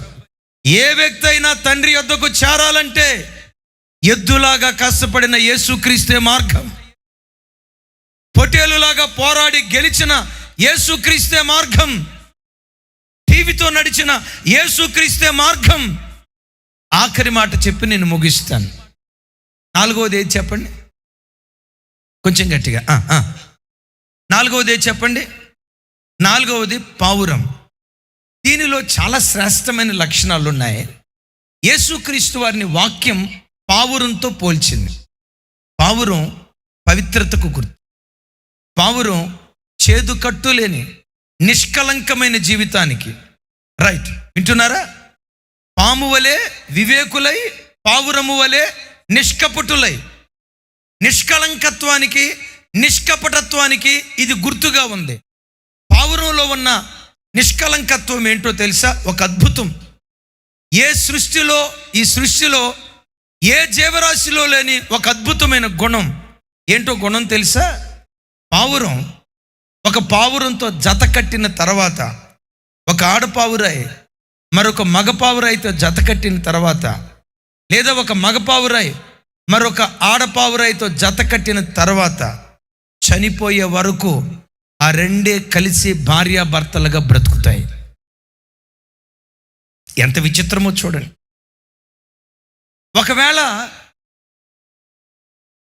మగపావురాయే చచ్చిపోయింది, ఆడపావురాయి బ్రతికిన కాలం అంతా ఒంటరిగా దుఃఖారావం చేస్తూ ఆ ఒంటరితనంతోనే చచ్చిపోద్దు, కానీ 2వ జత దగ్గరికి వెళ్ళదు. ఒకవేళ ఆడపావురాయి చచ్చిపోతే ఈ మగపావురాయి బ్రతుకాలం అంతా ఒంటరిగానే బ్రతుకుతూ మరొక జత దగ్గరికి వెళ్లకుండా అది ఒంటరిగానే బ్రతుకుతుంది, కానీ మరొక జత దగ్గరికి అది పొరపాటున వెళ్ళదు. ఒక్కడే పురుషునికి, ఒక్కటే స్త్రీకి అంకితం చేయబడి అవి తమ పవిత్రతను కాపాడుకుంటూ ఉంటాయి. దైవజనమా, ఒకసారి నా వైపు చూడండి. ఏదెను తోటలో దేవుడు ఆదామును కలుగు చేసినప్పుడు కూడా ఆదాము ప్రక్కలో నుంచి ఎముకను తీయబడిన ఎముకలో నుండి, ఒకసారి నా వైపు చూసి సమాధానం చెప్పండి. తీయబడిన ఎముకలో నుండి ఎంతమంది అవ్వములను దేవుడు కలుగు చేశాడు? కొంచెం గట్టిగా. ఒక్క అవ్వమనే కలుగు చేశాడు కదా. నేనంట 7 అవ్వములను దేవుడు చేయలేడా? 7 కర్మ, 70 మందిని కూడా చేయగలడు. 70 మంది ఏం కర్మ, 70,000 మందిని కూడా చేయగలడు. మరి అంతమందిని చేయగలిగిన దేవుడు తీయబడిన ఎముకలో నుండి ఒక్క స్త్రీనే దేవుడు ఎందుకు చేశాడో తెలుసా? అయ్యలారా, ఒక్కసారి వినండి. ఏదెను తోటలో వివాహ వ్యవస్థ పట్ల బయలుపరచబడిన దేవుని నీతి, ఒక్క పురుషుడు బ్రతుకు కాలమంతా ఒక్క స్త్రీకి మాత్రమే బద్ధుడై ఉండాలి. బహుభార్యాతత్వాన్ని దేవుడు అంగీకరించలేదు. అక్రమ సంబంధాలను పరిశుద్ధ గ్రంథ ప్రారంభంలోనే దేవుడు అంగీకరించలేదు. తీయబడిన ఎముకలో నుండి ఒక్క స్త్రీనే చేయటానికి కారణం, ఒక పురుషుడు బ్రతుకు కాలం అంతా ఒక్క స్త్రీకి మాత్రమే బద్ధుడై ఉండాలి. పురుషులారా, ఒకసారి నా వైపు చూడండి. ముగింపులో ఓ దైవజనుడిగా, దేవుని ప్రతినిధిగా ఈ రాత్రి మిమ్మల్ని ఒక మాట అడుగుతున్నాను. మీ వివాహమై ఎన్ని సంవత్సరాలు అవుతుందో నాకు తెలియదు. 10 సంవత్సరాలు అవుతుందో, 15 సంవత్సరాలు అవుతుందో, 20 సంవత్సరాలు అవుతుందో. ఓ చిన్న ప్రశ్న, మీ వివాహమైన ఆ రోజు నుండి ఈ రోజు వరకు నీ భార్యను తప్ప పరస్త్రీని నీ కౌగిటిలోనికి రానివ్వకుండా, పరస్త్రీ శరీరాన్ని అపవిత్రమైన మనస్సుతో తాకకుండా, ఒక్కటే భార్యకి అంకితం చేయబడిన పవిత్రమైన భర్తగా నీ జీవితాన్ని కాపాడుకుంటూ వచ్చావా? ఎంతమంది ధైర్యంగా చేయెత్తగలరు? వివాహమైన ఆనాటి నుండి ఈనాటి వరకు నా భార్య విషయంలో నమ్మకమైన భర్తను, అక్రమ సంబంధాలు నాకు తెలియవండి, పరస్త్రీని నేను కోడలేదండి, పరస్త్రీ సాంగత్యానికి నేను వెళ్ళలేదండి, ఆ తీయబడిన ఎముకలో నుండి ఒక్క స్త్రీనే కలుగు చేసినట్లుగా ఒక్క స్త్రీకి మాత్రమే నేను అంకితం చేయబడి ఒక పవిత్రమైన భర్తను ఎంతమంది ధైర్యంగా చేయెత్తగలరు? ఏమనుకోవద్దు. ఈ మాట చెప్తుంటే కొన్ని బల్బులు మాడిపోయినాయి, కొన్ని ట్యూబ్లైట్లు ఆరిపోయినాయి. ఒకవేళ ఎంతకాలం రోత బ్రతికేవేమో. ఈరోజు ప్రభు నీతో మాట్లాడుతూ ఉండగా కనీసం ఈ రాత్రి నుండైనా నీ జీవితాన్ని పవిత్రంగా కాపాడుకో. పావురం లాంటి పవిత్రమైన జీవితం చేసేవాళ్ళే పరలోక రాజ్యాన్ని చేరుకోగలుగుతారు. పాపులు దేవుని న్యాయ సభలో నిలవలేరు. అక్రమ సంబంధాల్లో బ్రతికే భర్త భార్య గొంతు కోసి చీకటి కార్యక్రమాల్లో బ్రతికే భర్త పరలోక రాజ్యంలో ప్రవేశించలేడు. మన ప్రాంతాల్లో ఉండే నానుడు ఏంటో తెలుసా? ఇప్పుడు భర్త దారి తప్పాడు, భార్య వెళ్ళి అత్తగా చెప్తుంది, అదే అబ్బాయికి తల్లికి చెప్తుంది, అత్తయ్య కొంచెం మీ అబ్బాయి దారి తప్పాడు అత్తయ్య, కొంచెం 4 బుద్ధి మాటలు చెప్పండి అత్తయ్య, ఇదిగో పలానా ఆవిడతో ఫోన్లో మాట్లాడుతున్నాడు, బండి మీద ఎక్కి తిరుగుతున్నాడు, ఇట్లా చెడుగా ప్రవర్తిస్తున్నాడు అత్తయ్య, కొంచెం బుద్ధి మాటలు చెప్పండి అత్తయ్య అంటే కొంతమంది అత్తలు ఏమంటారు తెలుసా? ఆడు మగోడే, ఒకరితో కాకపోతే 10 మందితో మరి తిరగమను. నేనంట ఈ ముసలి బ్యాచ్ పోస్తే కానీ పీడబోద్ది. విన్నారా? ఏమనాలి? పవిత్రమైన తల్లి ఏమనాలి? వాడు మారేటట్టు ప్రార్థన చేద్దామమ్మా, మనల్ని అందరినీ మార్చిన దేవుడు వాడిని కూడా తప్పకుండా మారుస్తాడమ్మా, కొంచెం ఓపిక పట్టమ్మా అనాల్సింది పోయి ఏమంటుందో తెలుసా? ఆడు మగాడే, ఒకరితో కాకపోతే ఏడుగురా. ఏదేను తోటలో బయలుపరచబడిన దేవుని నీతి, ఒక్క పురుషుడు బ్రతుకు కాలమంతా ఒక్క స్త్రీకి బద్ధుడై ఉండాలి. పురుషులారా, ఒకసారి ఆలోచించండి. తీయబడిన ఎముకలో నుండి ఒక్క స్త్రీనే చేయటానికి కారణం, తల్లులారా, ఒక స్త్రీ బ్రతుకు కాలమంతా భర్త పోషించేవాడైనా కాకపోయినా, అందగాడైనా కాకపోయినా, సుఖపెట్టేవాడైనా కాకపోయినా, అవసరాలు తీర్చేవాడైనా కాకపోయినా, వివాహ వ్యవస్థ ద్వారా ఒక పురుషుని చేరిన తర్వాత ఒక్కడే పురుషునికి ప్రదానం చేయబడిన పవిత్రురాలైన కన్యకగా నీ కన్యత్వాన్ని కాపాడుకోవాలి. నేను ఇంకెక్కువ దీన్ని గూర్చి చెప్పను. ఓ మాట, ఓ తల్లులారా, దేవుని ప్రతినిధిగా, ఒక ఆత్మీయ తండ్రిగా ఈ రాత్రి మిమ్మల్ని అడుగుతున్నాను.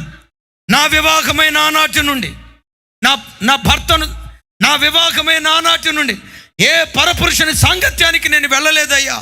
నేను శీలవతిని, నా శీలాన్ని కాపాడుకున్న పవిత్రురాలైన కన్యకను. పవిత్రురాలైన కన్యకవో, భర్త గొంతు కోసే నయవంచకురాలువో ఒక్కసారి ఆలోచించు.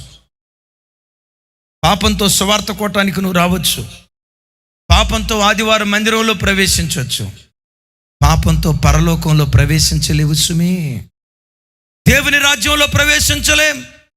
దేవుని రాజ్యంలో ప్రవేశించాలంటే లేఖనాల్లో ఒక మాట రాయబడి ఉంది కదా, పరిశుద్ధత లేకుండా ఎవ్వడు ప్రభువుని చూడలేడు.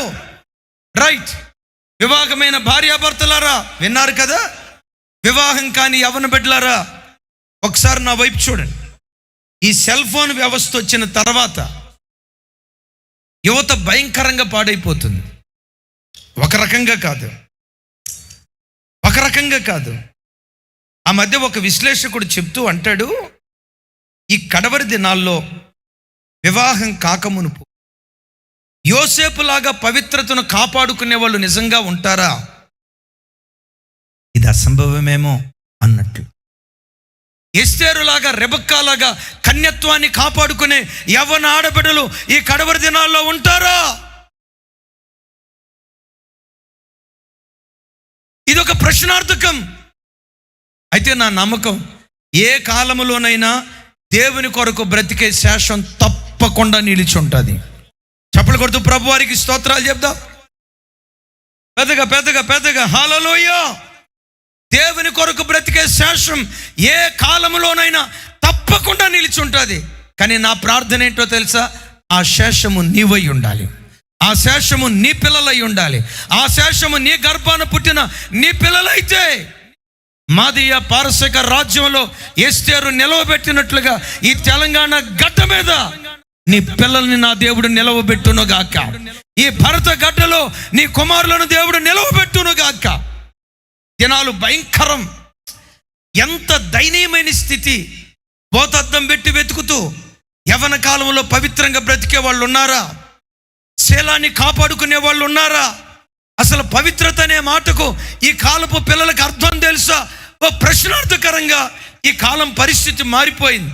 ఆ మధ్య ఓ నిజ సంఘటన నేను విన్నా. ఎంత విచిత్రం, ఎంత బాధ అనిపించిందో తెలుసా? ఆ అబ్బాయి అమ్మాయి విపరీతంగా ప్రేమించుకుంటున్నారట. ఇద్దరు కాఫీ తాగుదామని కేఫ్కి వెళ్ళారు. ఈ ప్రేమ పెళ్ళిళ్ళు మీకు తెలుసు కదా, ప్రారంభంలో కళ్ళు మూసినా నువ్వే, కళ్ళు తెరిచినా నువ్వే, నువ్వు లేకపోతే నేను బతకలేను అంటాడు. పెళ్ళైన సంవత్సరం తర్వాత నువ్వు లేకపోతేనే బతికేటట్టున్నాను అంటాడు. పెళ్ళికి ముందు అంటాడు నా దేవతవే, అచ్చం దేవతలా కనపడుతున్నావు అంటాడు. పెళ్ళైన సంవత్సరం తర్వాత అచ్చం దెయ్యంలాగా ఉన్నావే, లూసిఫర్ కూడా నిన్ను చూసి భయపడితే అని అంటాడు. చూసారా? ముందున్న మాటల తర్వాత ఉండో దేవత అంటాడు. కళ్ళు మూసినా నీవే, తెరిచినా నీవే అంటాడు. మొత్తానికి మాటలు మాట్లాడుకున్నారు. ఈలోపు అమ్మాయి ఏదో వాష్రూమ్కి వెళ్ళాల్సి వచ్చి ఫోన్ అక్కడ పెట్టి వాష్రూమ్కి వెళ్ళిందట. ఈ పిచ్చోడు ఆ అమ్మాయి ఫోన్ తీసుకొని నా గర్ల్ ఫ్రెండ్ నా ఫోన్ నంబరు ఏ పేరు మీద ఫీడ్ చేసుకుంది. పేరు దగ్గర my Shahjahan, my Taj Mahal, mister perfect, my hero, my dream boy, ఏమని పేరు చేసి ఏ పేరు మీద ఫీడ్ చేసుకుందని నంబర్ డైల్ చేశాడు. నంబర్ డైల్ చేస్తే పేరు దగ్గర వచ్చిందట బకరా నెంబర్ 10 అని.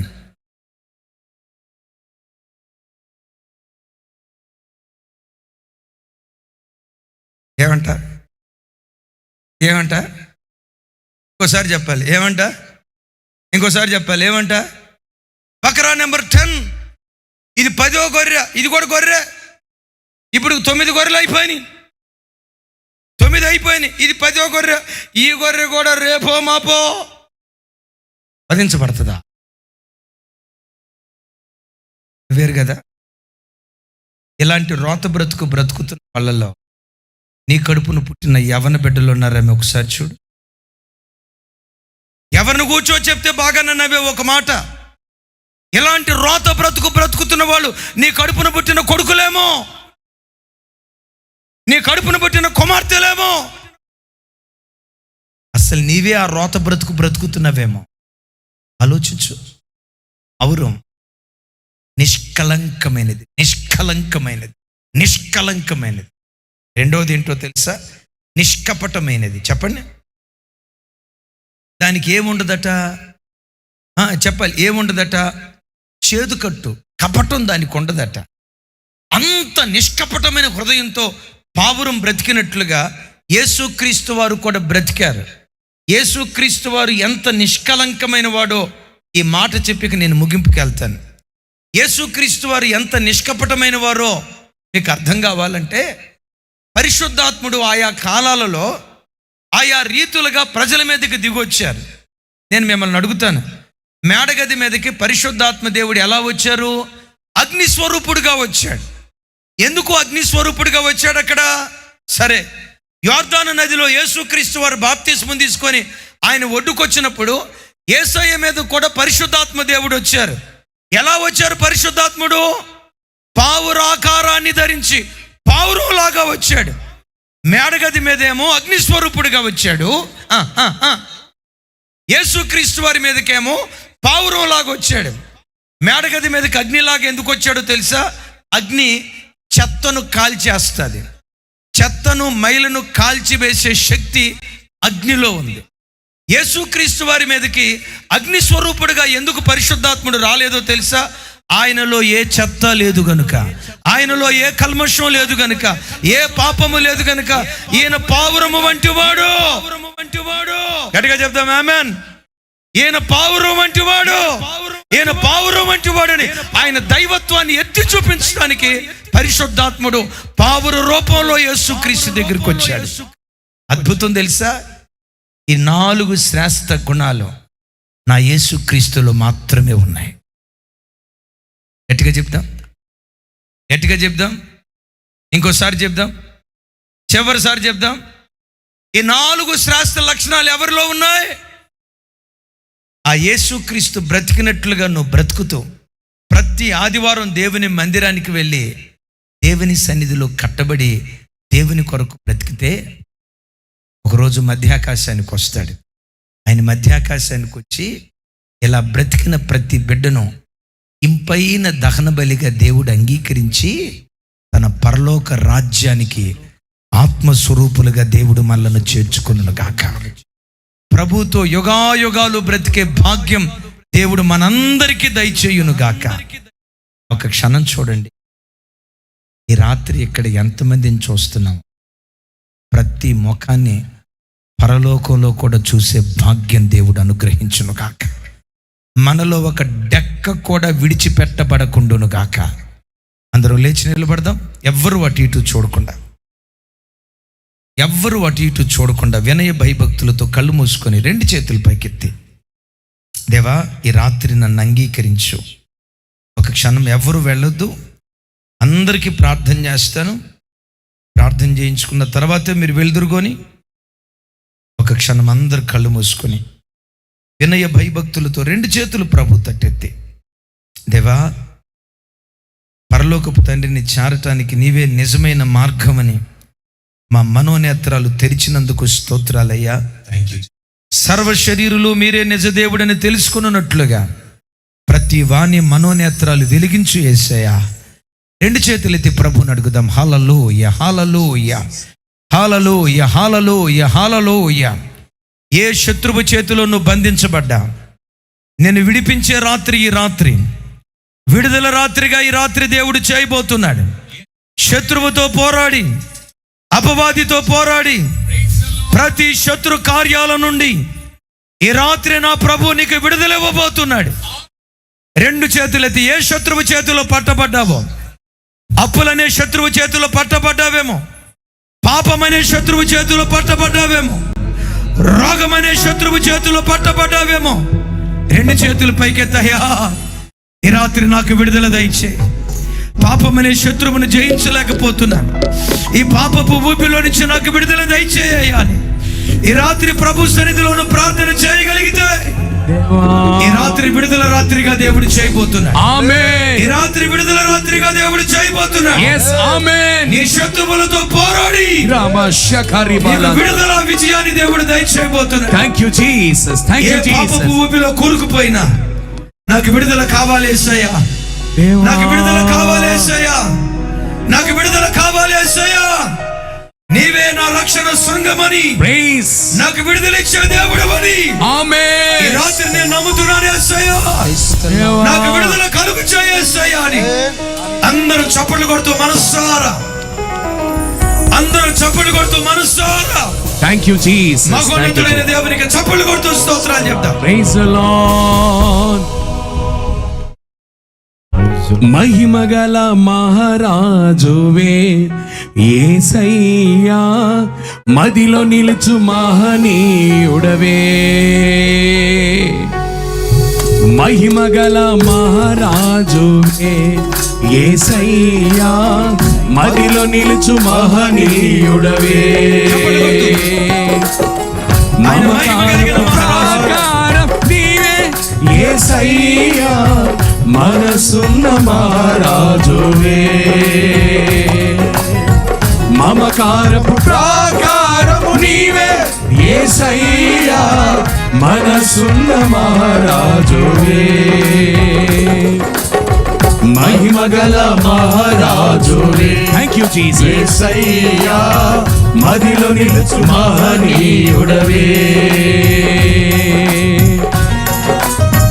అందరం చప్పట్లు.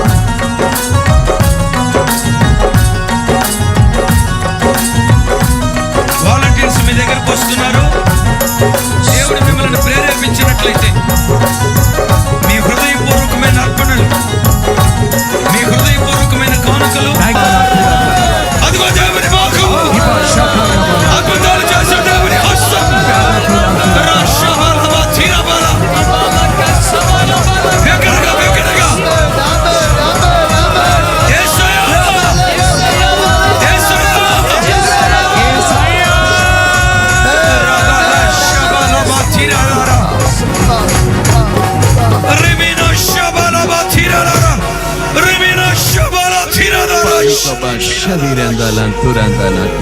ఈ రాత్రి విడుదల రాత్రిగా దేవుడు చేయబోతున్నాడు.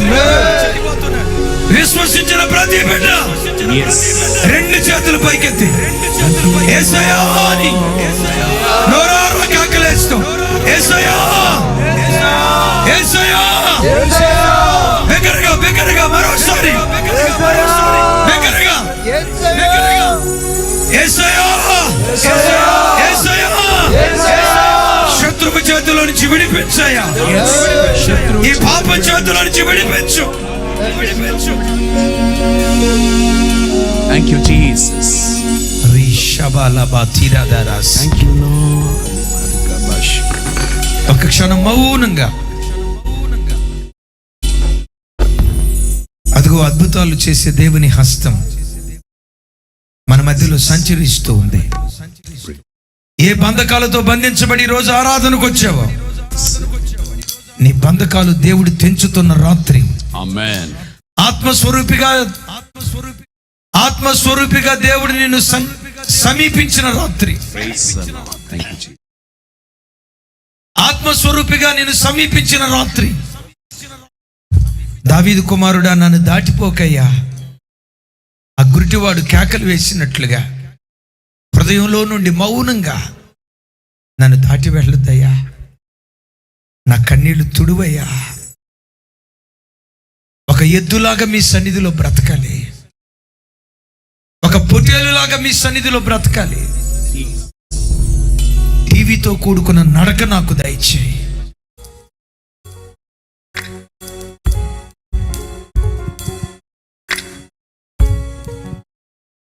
స్తోత్రము నాయన, స్తోత్రము తండ్రి. పరిశుద్ధుడువు పరిశుద్ధుడు పరిశుద్ధుడు అని నిత్యము దేవదూతల చేత కొనియాడబడుచున్న మా ప్రియ పరలోకపు తండ్రి, మీకే వందనాలు నాయన. ఇంతవరకు నాయన మీ దాసులు నాయన వాక్యమును విత్తి ఉంటుండగా తండ్రి, మా హృదయాల్లో తండ్రి అది నూరంతలు ఫలించి నాయన మాకు విడుదలను అనుగ్రహిస్తున్నందుకే వందనాలు చెల్లిస్తున్నాము తండ్రి. ఎవరైతే నాయన స్వస్థత కొరకు, విడుదల కొరకు నాయన చేతులు ఎత్తారో వారందరినీ కూడా నాయన విడుదల అనుగ్రహించమని, స్వస్థపరచమని నాయన ప్రార్థన చేస్తున్నాను తండ్రి. ఇదిగో నాయన అయా పరిచర్య కొరకు తండ్రి కానుకలు విత్తి ఉంటుండగా తండ్రి, కానుకలను కూడా మీ కృపలో భద్రపరిచి విత్తిన ప్రతి హస్తాన్ని నాయన నిండుగా మెండుగా దీవించి ఆకాశ వాక్యం లిప్పి నాయన పట్టజాలంత దీవెనలు అనుగ్రహించమని నాయన ప్రార్థన చేయుచున్నాను. ఇక నాయన ఇంకా ముందున్న కార్యక్రమాన్ని జయకరంగా జరిగించమని నజరేయుడైన యేసు నామమున ప్రార్థన చేయుచున్నాము తండ్రి. ఆమేన్. ఆమేన్. మంచిది అమ్మా, ఉండండి, ప్రార్థన చేస్తాం. ఒకసారి మీ అందరూ మీ కుడి చేతులు పైకెత్తి దైవ సేవకులకు మన ఆశీర్వదిస్తూ ఒక్క నిమిషం ముగింపు ప్రార్థన. దైవ సేవకుల కుటుంబం కొరకు ఇంత కష్టపడి ఇన్ని లక్షల రూపాయలు ఖర్చు పెట్టి ఇన్ని వేల మంది ప్రజలకు ఆత్మీయ ఆహారాన్ని, శరీర ఆహారాన్ని సిద్ధపరిచి వారి దాతృత్వాన్ని దేవుని పట్ల ఎంత చాటి చెప్పినా ఈ భక్తి కలిగిన కుటుంబాన్ని ఆశీర్వదిస్తూ అందరూ ఒక్క క్షణం మీ చేతులైతే ఒక్క క్షణం నోరు తెరిచి విలియమయ్య గారి కుటుంబం కొరకు ప్రార్థన చేద్దాం. కొంచెం నోరు తెరిచి హల్లెలూయా హల్లెలూయా హల్లెలూయా హల్లెలూయా అందరం హల్లెలూయా హల్లెలూయా.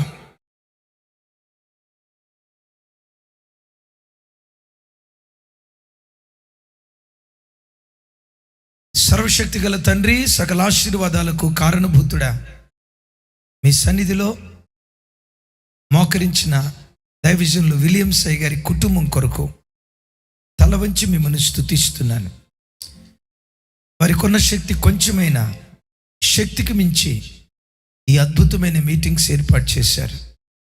వారికి ఇచ్చిన మంచి మనసు కొరకు స్తోత్రాలు, వారికి ఇచ్చిన దాతృత్వపు స్వభావం కొరకు స్తోత్రాలు. వెదజల్లి అభివృద్ధి పొందువారు కలరు లేఖనాల్లో సెలవిచ్చావు కదా. గడిచిన దినాల్లో వారి పరిచర్య దీవించబడిన దానికంటే రాగల కాలంలో నూరంతలుగా వారి పరిచర్య దీవించబడునుగాక, నూరంతలుగా వారి పరిచర్య విస్తరించునుగాక, మీ బాహుబలత కుటుంబం పట్ల చాపుదురుగాక. అమ్మగారి కొరకు, వారిని ప్రేమించి మీరు ఇచ్చిన పిల్లల కొరకు స్తుతిస్తున్నాను. మా కుమారులైతే తమ యవన కాలమందు ఎదిగిన మొక్కల వలె, కుమార్తెలు నగరుకై చెక్కబడిన మూల కంబముల వలె ఉన్నారు. ఆ మాట ఈ యవన బిడ్డల జీవితాల్లో మీరు స్థిరపరచండి. ఆ మాట ఈ యవన బిడ్డల జీవితాల్లో స్థిరపరచండి. మీరు స్థిరపరుస్తున్నందుకు స్తోత్రాలు.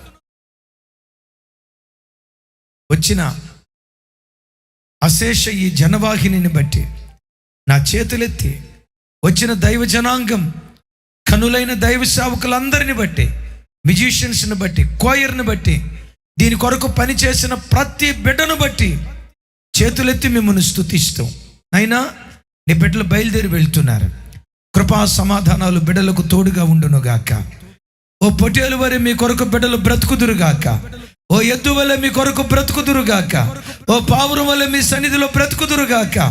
టీవీతో నడిచే రాజస్వం ఒక్కొక్క బిడ్డకు యేసు నామం పేరిట మీరు వరంగా దయచేయుదురుగాక, వరంగా దయచేయుదురుగాక. మెట్టుకు ఆ నడక పరలోకంలో నిలుచున్నట్లుగా, మీ ముఖదర్శనం చేయున్నట్లుగా ఒక్కొక్క బిడ్డను మీరు కనికరించండి.